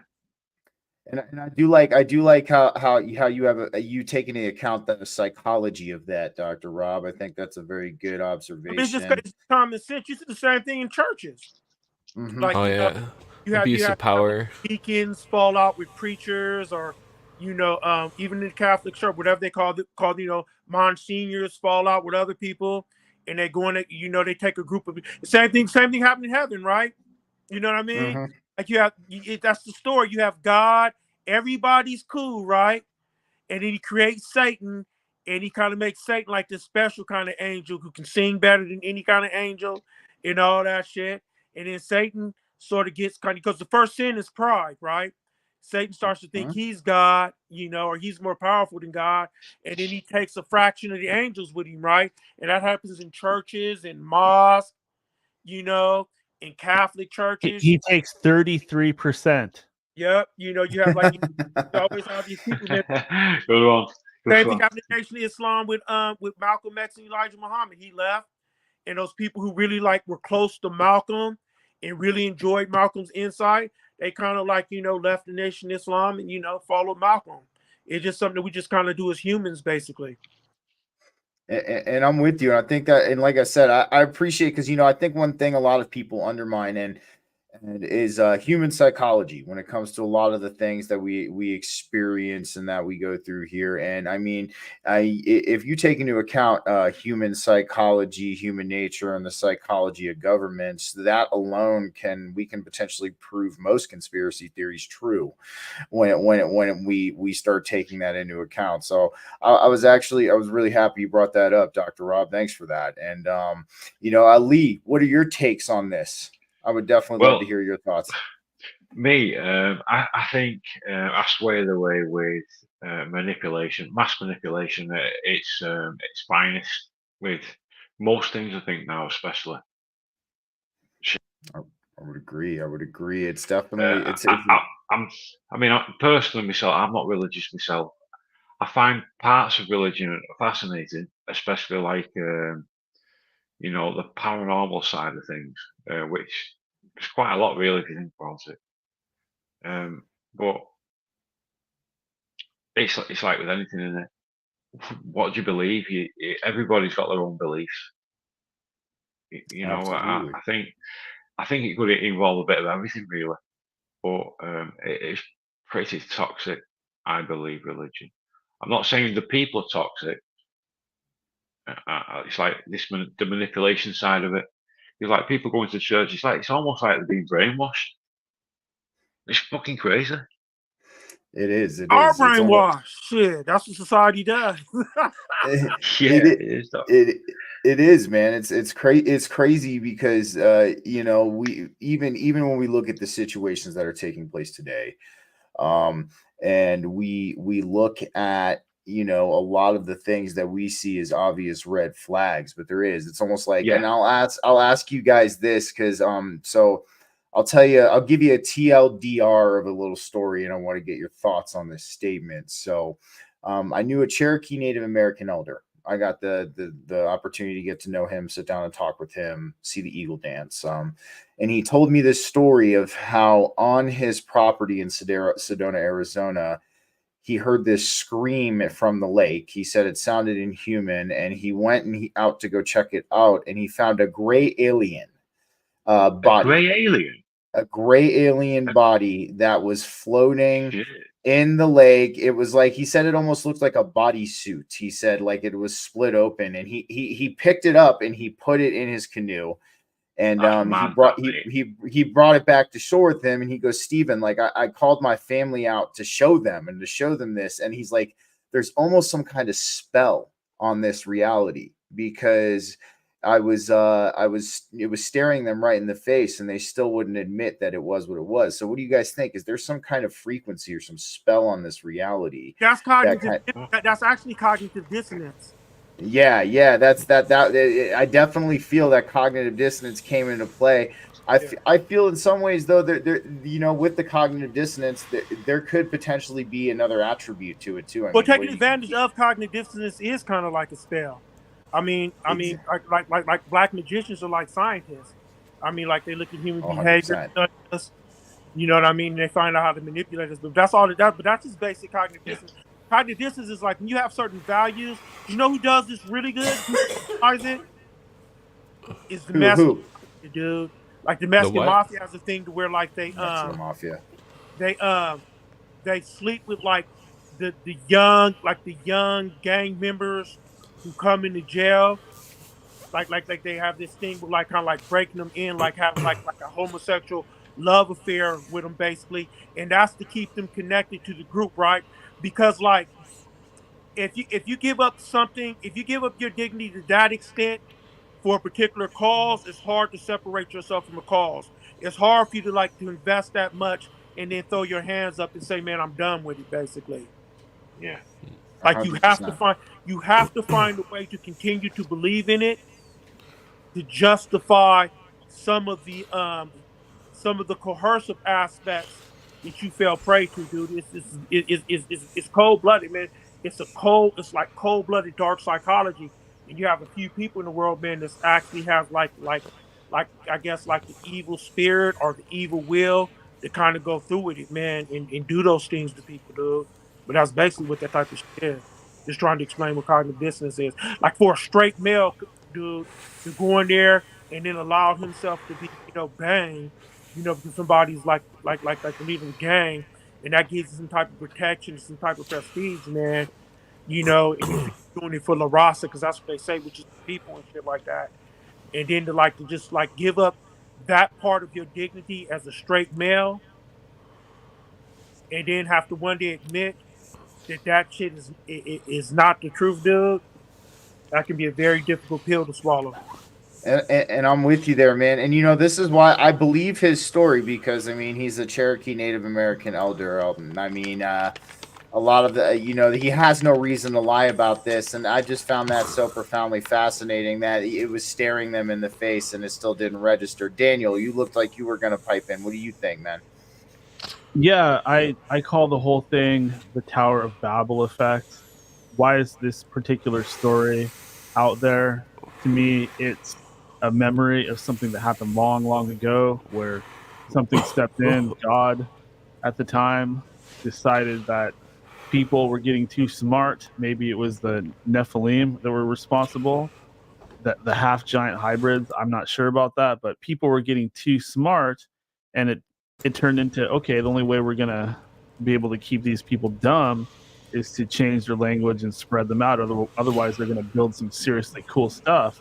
So that's perhaps when a lot of this brainwashing began, an effort by these higher beings to keep us kind of in the dark and naive. I thought about this the other day, like just yesterday. I had this thought. I was like, you know what? I'm going up here on social media. I'm going on my show, and I'm telling people about magic. I'm telling them that it's real. You know what? Maybe I should stop doing that, because who gives a shit if anybody out there believes it's real or not? I know it's real. It's probably better that they think it's fake, then they can't use it against me, right? That's the mentality behind it. I mean, that's why there's initiated and uninitiated. That's why we don't go around and just like teach people that they could summon demons, and if they kill their cat, they could get rewards and stuff like that. They're better off not knowing about this stuff. They'll abuse it. I like that perspective. I like that perspective, Daniel. Clint, what are you going to say, man? About the possible body of the alien.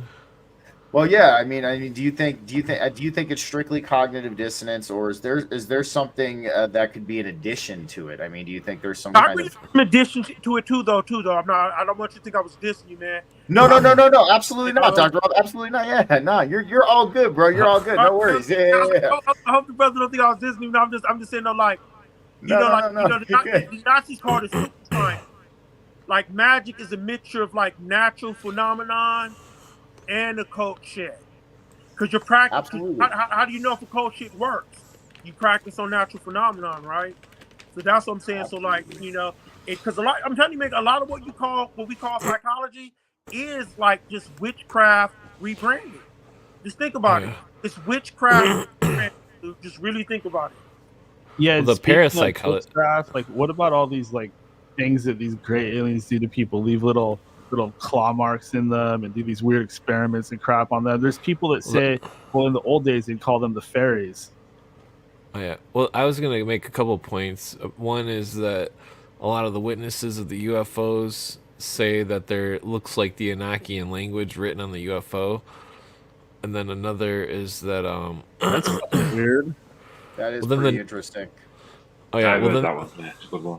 Well then the Native American stuff about how there was some kind of bug people underground, where he could have found one of those bodies, or then there's also the flat out gray spaceship thing where it's like, one of my friends is, I don't know if he's crazy or what, but like he thinks that there's grays that walk into his house and stuff and all this weird stuff and like I See don't that know what. shit, man. Well, they Well, follow him in his house. I keep feeding them shotgun shells. Yeah, definitely. Well, Mate. like, Good shout down. Good shout, mate. I think there is some kind of possible entrance to some sort of underground. They can walk through walls, man. Apparently. Well, I think that I think Area 51 was built there, not just because it was a good airstrip place, but possibly because it was some kind of underground entrance to some sort of subterranean habitat that Oh yes. could house some, lost species of weird insect people or some shit, Something funny. Yeah. I agree You with hear that. that because- big UFO guy? He's like the one What's with that? glasses. Everybody talks to him. He's on the Rogan show all the time. Like he has What like was that? Bob yeah, Lazar, Bob Yeah. Lazar says, Bob man. He said Area 51. He said that's just old news, dude. He said they got some new facilities you motherfuckers don't even know about. They got Yes, some I way- heard that, mate. Yeah. That's so intriguing, isn't it, Doc?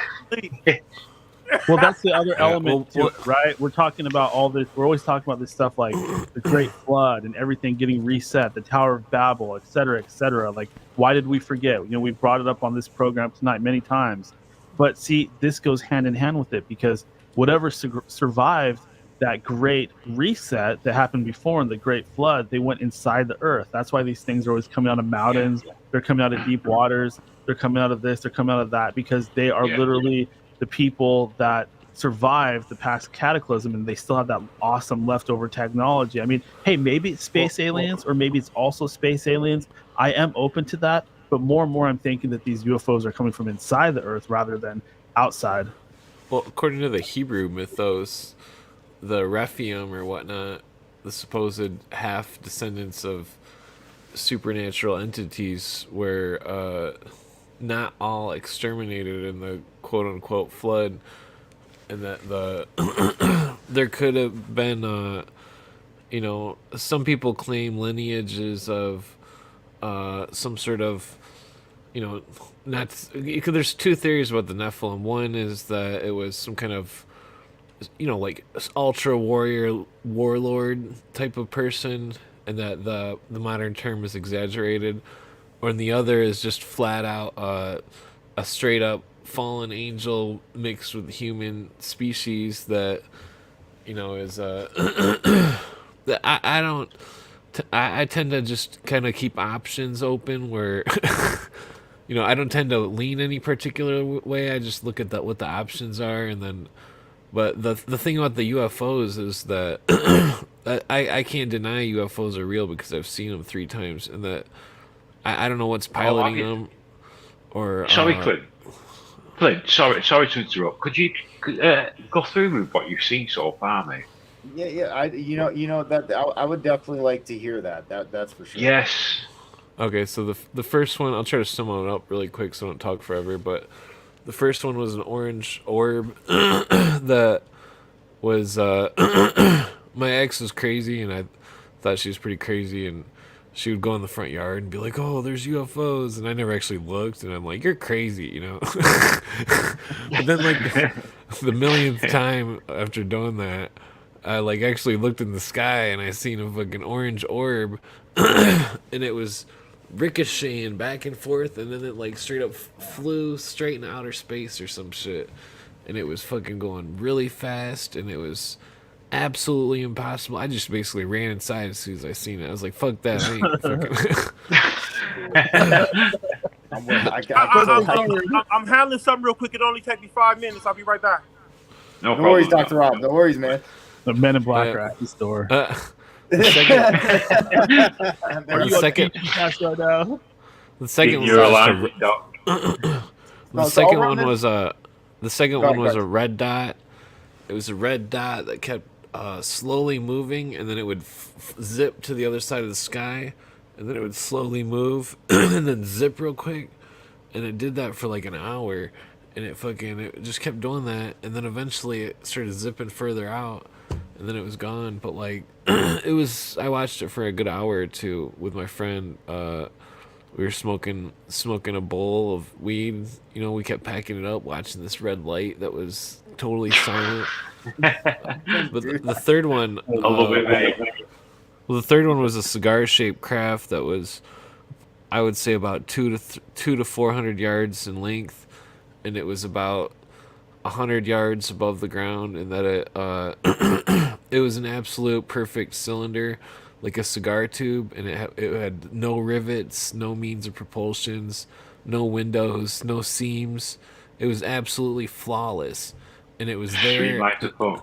Well, it was there, and then it was gone instantly. It was just gone, and you know, me and another person seen it, and fucking it was jaw dropping, you know, to say the least. It was an invasion of American airspace. You know, if it's not American, it's a security threat, and it's fucking. I guarantee that it's a security threat, possibly. You know, and I don't know what it is, but it's.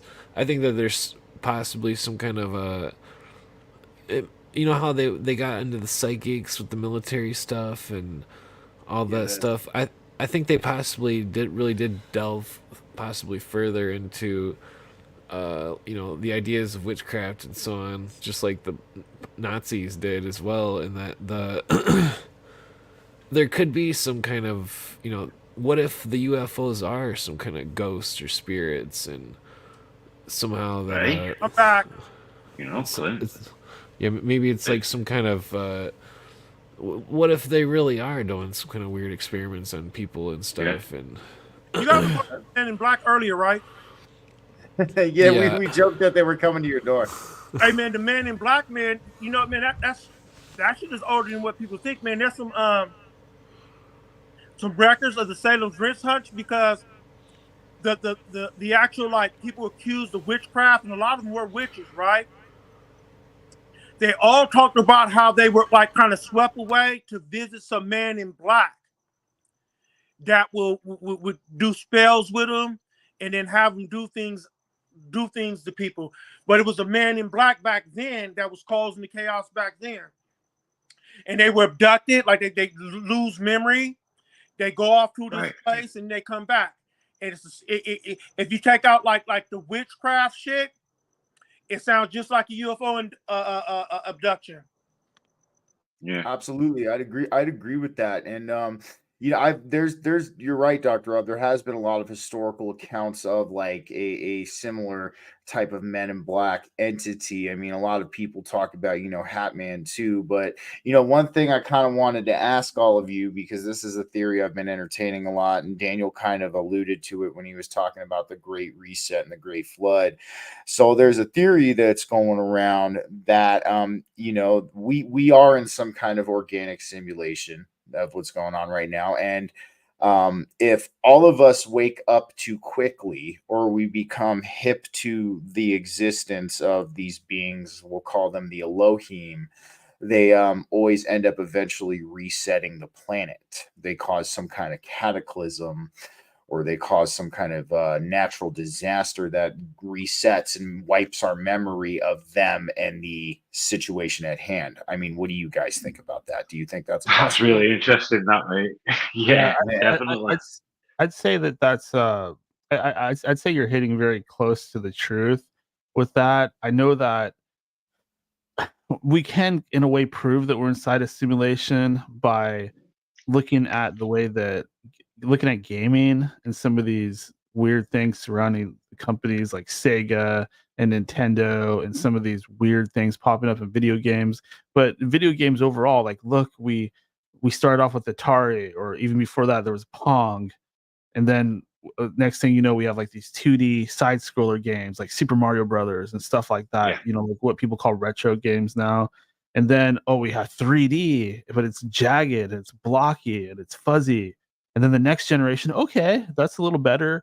And now I would say we're very close to our video games looking like real life. And this all happened the first half of my lifetime. Like, what are the chances that I would be born into the generation where we're literally creating a virtual world, and it's coming up and being created in just like a 30-year period. Come on, that's bullshit. Yeah. Obviously, this stuff Yeah. is being released to us.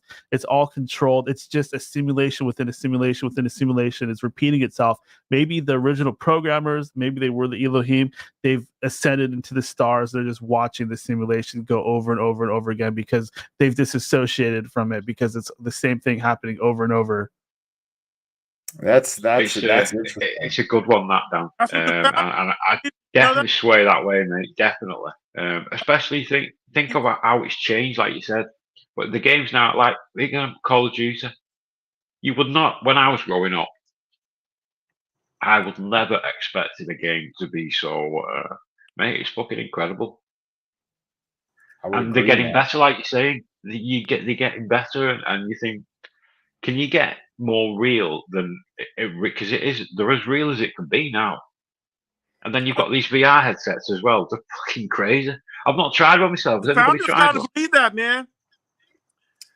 What was that, mate? The founders kind of believe that, like George, they were deists, man. They believe that, like, God created the universe, gave the universe everything it needed to survive, and then jetted and left it to its own devices. That's deism.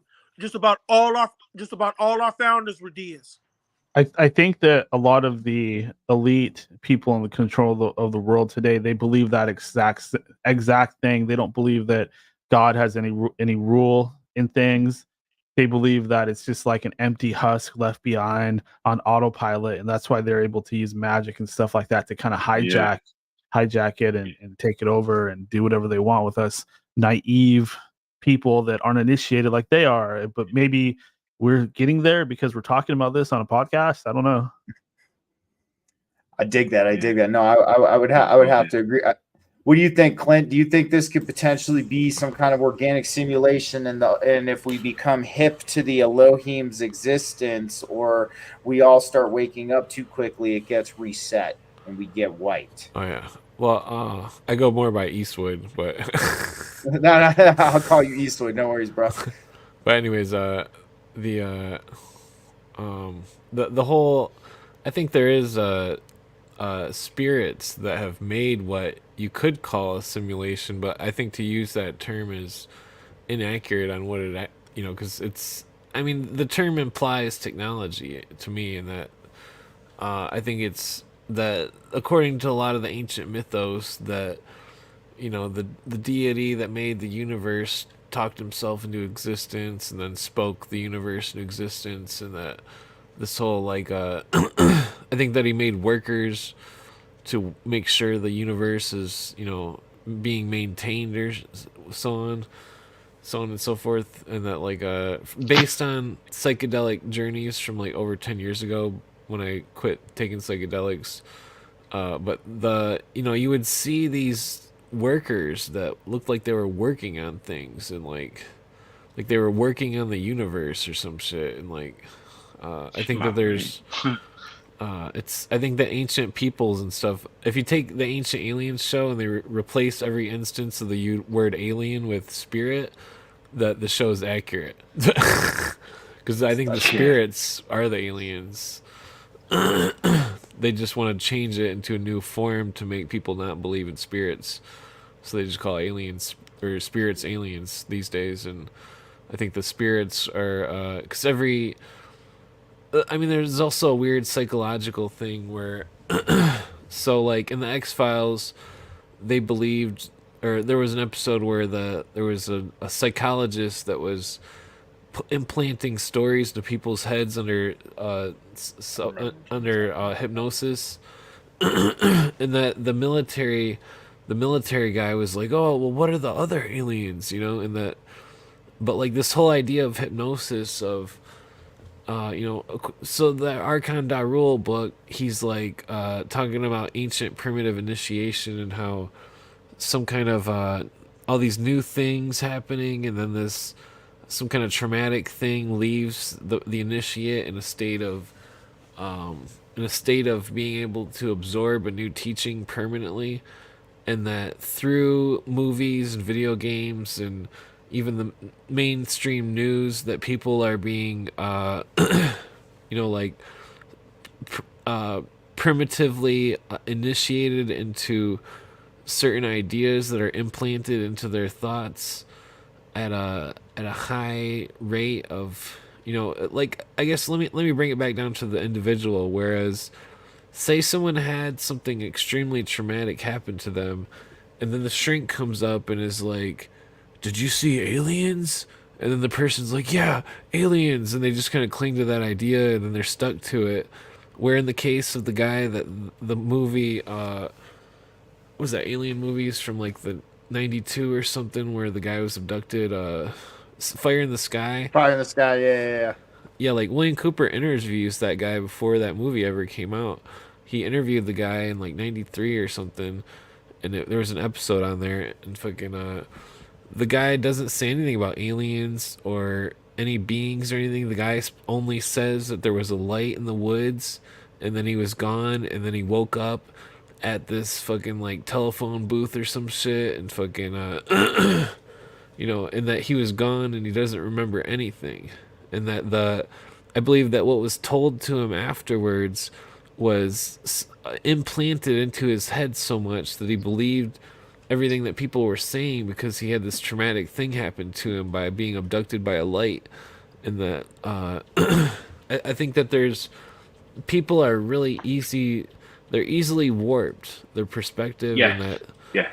I think that a lot of the alien abduction phenomenons they're being warped by shrinks and other people who are talking to the witness, and that the witness is then absorbing these ideologies and then re-spewing them out, basically. Yeah.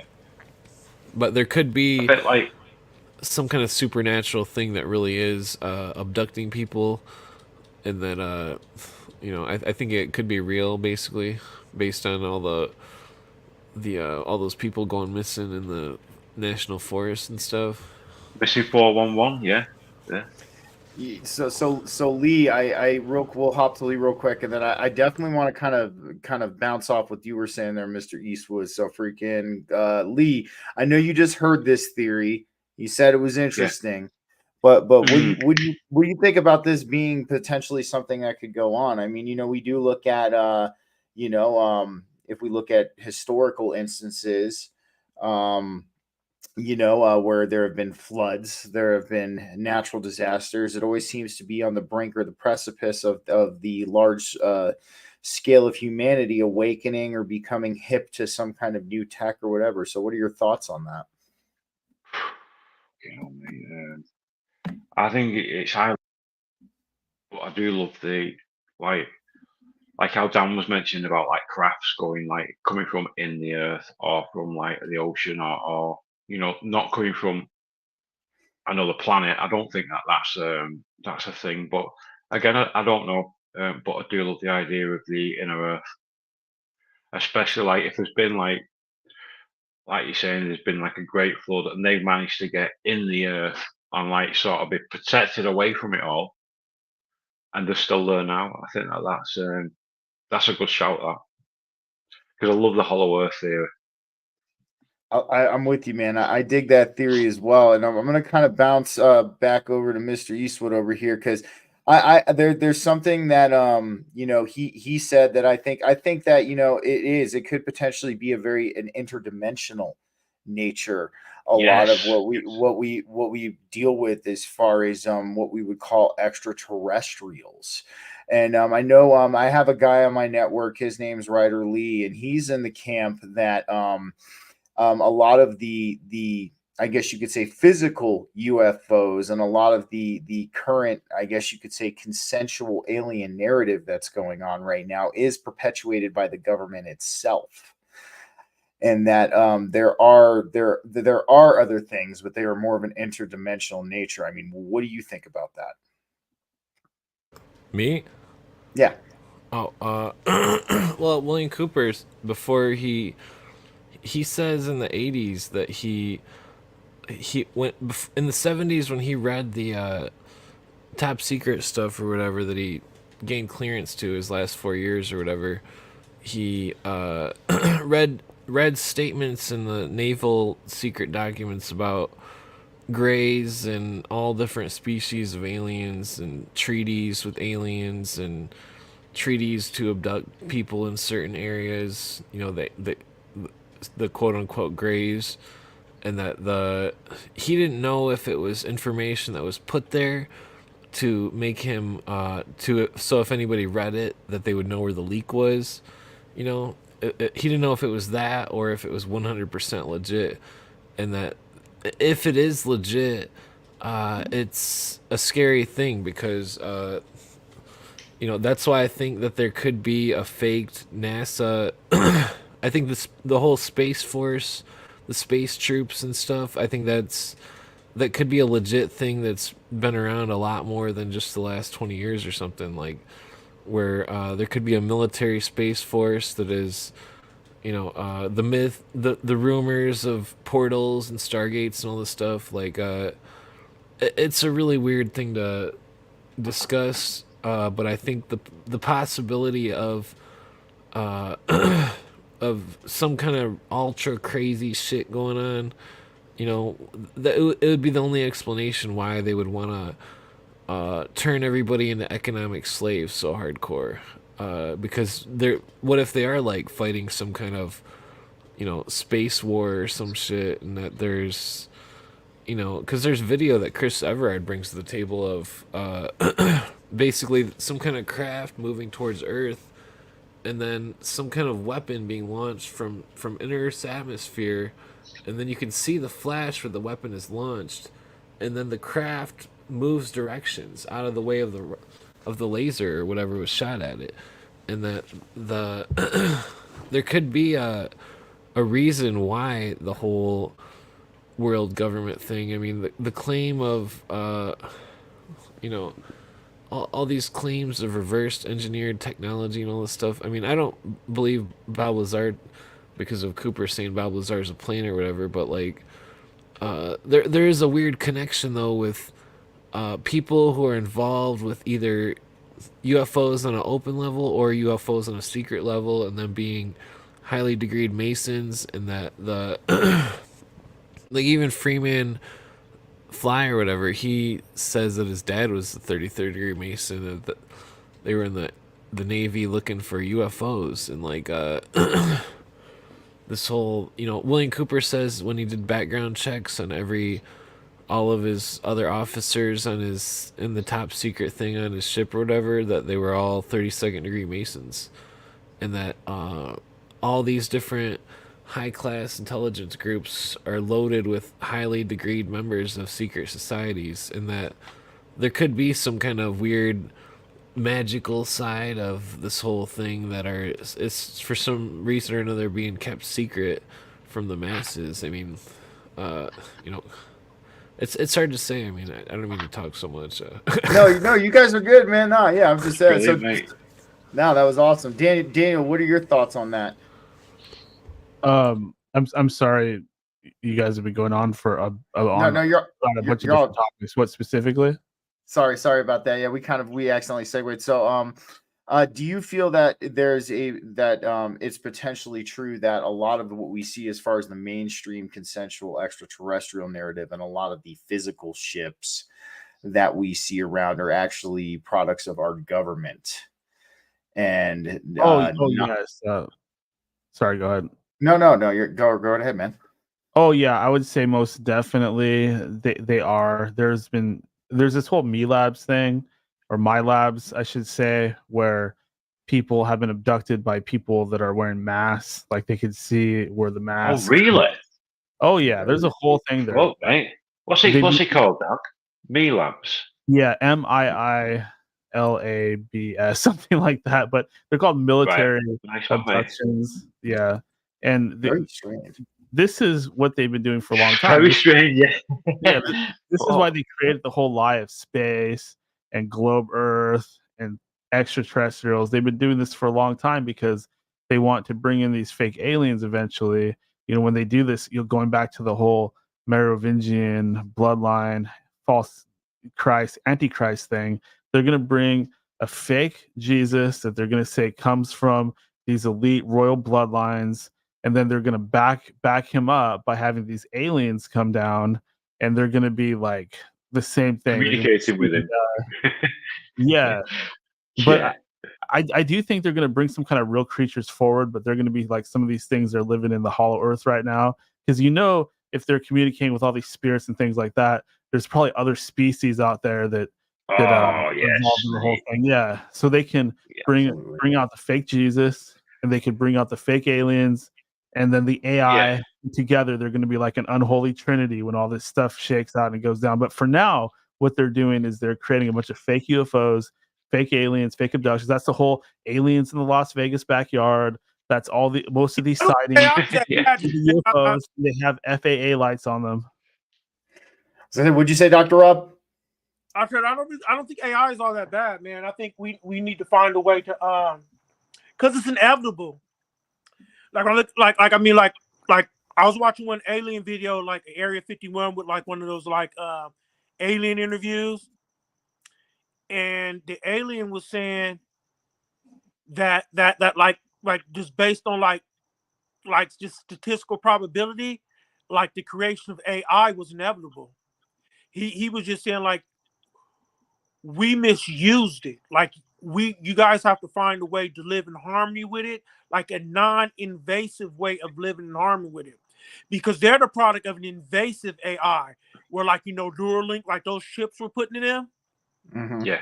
But they're saying like you can use AI because we can use AI to benefit humanity and teach us and keep us on the right track, and it can be non-invasive. It could just be like just some type of kind of like you consider like a disembodied voice, right? You can kind of ask questions to if you have doubts about anything or your behavior, anything like that, or you need a plan or something to that effect. Like it could be, we can live in harmony with it, but we have to use it in a way where we don't want to dominate mankind. We have to use it in a way we want to benefit mankind and use it to help us evolve more spiritually without consuming us, without becoming Borg-like. I'm with you, and I understand that perspective.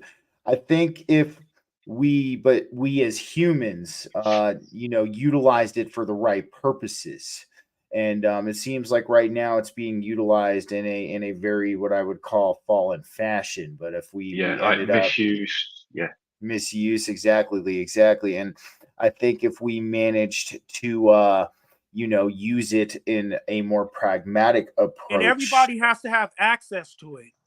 Yes, exactly. I think it's in the wrong hands. It's in the wrong hands. It's so powerful. Anyway. It's so powerful, and it can give certain members of society such an unfair, unfathomable advantage. Yes. It has to be like a natural resource. Definitely. Everybody has to have the same amount of access to it that everybody else has. Exactly, and I would agree. I would agree with that. And I think that's really the ticket with it is if we could get it out of the hands of these elites and get it more into our hands, we could help maybe turn this around and utilize it. Well, guys, we're coming up here. Click on the 2-hour mark. And I know Daniel, you got to head off here in just a sec as well. So what I'm going to say is this before we end up signing off here. I'm curious, how did End of Days Radio begin? What was the inspiration behind it, Daniel? A great question, and it's always tough answering a question like this. Like even when you asked me earlier, like how did it all start? I feel like I barely explained any of it. It's just so in a nutshell. But I'm gonna do my best to explain the genesis of End of Days Radio. It happened one summer when I was doing a lot of plant medicine, like a lot of mescaline, a lot of it was all done legally and spiritually, of course. And I did a shit ton of it, and I mixed these together. And I was also coincidentally at the time reading the 12th Planet series by Zecharia Sitchin, and I was very inspired by not only those books, but discovering Terrence McKenna, discovering Coast to Coast, and it all just kind of came together along with the experiences I outlined earlier. It all just coalesced into this idea. Hey, you know what would be cool if I started a podcast and actually kind kind of combined my two favorite radio shows, Coast to Coast AM and the Howard Stern Show. Like, what if I made a show that was both great from a perspective of learning about all this unknown stuff out there, but I kind of combined it with like this comedy thing. And I had a buddy at the time that was kind of thinking along the same lines as me, and we teamed up, and the rest is history. You know, eventually he went off and did his own show. He's got a lot of great numbers and stuff like that, and you know, I'm still going strong over here, and I've met so many other people and networked with so many other people that the reach of the show has just become insane. And it's an honor to not only have so many amazing guests come on and these great minds in the you know, field of ufology or psychedelics or truth, conspiracy, rabbit hole stuff, like what fringe topics, whatever you want to call this stuff, esoteric. There's so many different names and ways you can describe it, but it's been nothing but a blessing. But to have met so many, I got a jet, man. and I met promise so many I'll do people. this, man. I'll take her to the mall. Hey, Dr. Rob, thank you for being here, man. No worries, man. Thank you for having me. I appreciate you guys. Love you all. Nice one, Doc, Anytime, mate. bro. Love you, Love you brother. too, man. Take care. Oh yeah. Hey, but yeah, continue, Danny. What were you saying? Yeah, it's you know, it's been a pleasure meeting people like Dr. Robert or Clint or my buddy Lee. Like, you know, Yes, just the mate. way that this all came together. The show has hit a whole new level. Probably since around the time I met Lee. He was kind of the first one of these guys that I kind of networked with, and we ended up having Yes, mate. a relationship. We work a lot together too. You know, we're always Yeah, suggesting yeah. guests and talking about things, and it's just expanded from there. And that now there's a whole lot of people that are kind of part of this fold, you know, part of a group. I don't know if you just call us all friends or what. I mean, we're not a cult, so I guess we're all just friends. And you, Steve, you're kind of a part of it too now. You know, you're one of our buddies, so I definitely appreciate you, and I appreciate you bringing us on. I've had a great time. Absolutely, man. And you know, like I said, and it's an honor to have you guys here. And like I said, it was an honor to be on you guys' show and be a part of the round table. I still definitely want to do that. And honestly, this is what it's all about, man. You know, and I gotta say, all of you impressed me, including Dr. Rob tonight. You guys are all very impressive people. You guys have a lot of awesome knowledge and a lot of info to share with people, man. And you know, the expertise I see that each one of you have, it's great. And you guys really bring to the table a lot of great discussions and a lot of great topics, and that we do need to be talking about, that, you know, we do need to bring forward and air out, you know, and kind of bring the awareness to the people that this is going on, as well as kind of touch on the things that you know, are unexplained. And so I before we all head off here, I did post the Apple Podcast link for End of Days Radio, and I did post the YouTube channel link for End of Days Radio at the bottom of both the YouTube and the Rumble description. And case you guys have anywhere else where they'd like to find you, social media, why don't you tell everybody where they can find you and look you up, guys? All right, I'll go ahead and go first. So, Daniel, host of End of Days Radio, been around for, I don't know, 12 to 15 years. I'd have to do the math. But you can get everything at endofdaysradio.com. End of Days Radio should be on all the major platforms, from Spotify to Apple to Google Play Store to iHeartRadio. We're on Rumble. We're on BitChute. We're on YouTube. We're on Twitter. We're on Facebook. We should be pretty much everywhere. Gab, True Social, blah, blah, blah, blah, blah, blah. So just search End of Days Radio and subscribe everywhere that you can. And that's about it. If you want to email me, that's daniel@endofdaysradio@gmail.com. Follow me on Twitter or X @Ninja Shoes. And I'll be seeing you guys next Friday when we do another episode. We're having the Rainbow God Fonzie Williams on, and I'll also be appearing on sorry, I'm having a brain fart. Jin the Ninja's show that's called Threshold Saints. So Awesome. Long day of broadcasting. Looking forward to it. And thanks again, Steve, for bringing me on and bringing everybody else on. Oh, anytime, man. Anytime. Mr. Eastwood, you just dropped me your YouTube channel link. I will get that posted in the description after we're done with the stream. But why don't you tell everybody where they can find you and look up your work, man? Clint Eastwood with a E at the beginning of or AE. It's like a alchemical letter, but then Third World Assassin, one word. And a lot of the stuff, I've only in the last couple months started doing live streams. I did like 13 years ago. I used to make like these 10-minute videos of like conspiracy stuff, and that like mostly in between that is either it's basically all William Cooper uploads of his broadcasts that the dude was like a retired intelligence dude that had all these 1,500 broadcasts that bring a lot of conspiracy stuff to the table that nobody talks about, especially with the world government and military and stuff, and that like the whole the whole meat of the matter of the unconstitutional laws, the world government, the unconstitutional wars, unconstitutional money, unconstitutional courts. The list goes on, and that a lot of that stuff is detrimental for today because I believe we're the last generation of people that can actually peacefully reinstate America as the constitutional republic. And that because right now where there is no sovereignty in America, there's not on paper, there's basically no America because it's owned by shareholders, it's a private corporation, it's operating under international jurisdictions, it's I mean the list goes on and on and like, but basically just hit me up on YouTube and follow me on Twitter, and there's a lot of stuff that is extremely detrimental to getting us out of this economic slavery and this fucking unconstitutional system that is basically milking us dry. I'm with you, man. I'm with you. Well, thank you, Mr. Eastwood, for sharing that with us. Lee, we know we got your show. Where can we find Subconscious Realms? Oh, nice one, mate. Subconscious Realms, it's available on Spotify and Anchor, and I think Anchor Spotify now is good. I think they merged, haven't they? And on Apple Pod as well. I'm probably on other platforms as well. I am on Podcast Addict, which I use that myself. Email subconsciousrealms@gmail.com. My Twitter is @subconrealms33. Insta is @subcon_realms33. And that is about it, mate, really. I have got a link tree. Gin helped me set up a link tree. I just need to get it all finalised.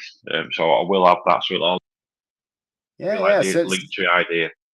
Send it over to me, and when we get done with the stream, I'll add it on. But gentlemen, I want to thank each and every one of you for your time, and I want to thank all of you for coming on with me tonight. I look forward to seeing you guys next Friday. And other than that, you guys, we say this little saying at the end of BG Cast, and when I have my guests, we say, "Set the captives free," all together. Set the captives free. Set the guy right. 1, 2, 3. Set the captives free. Set the captives free.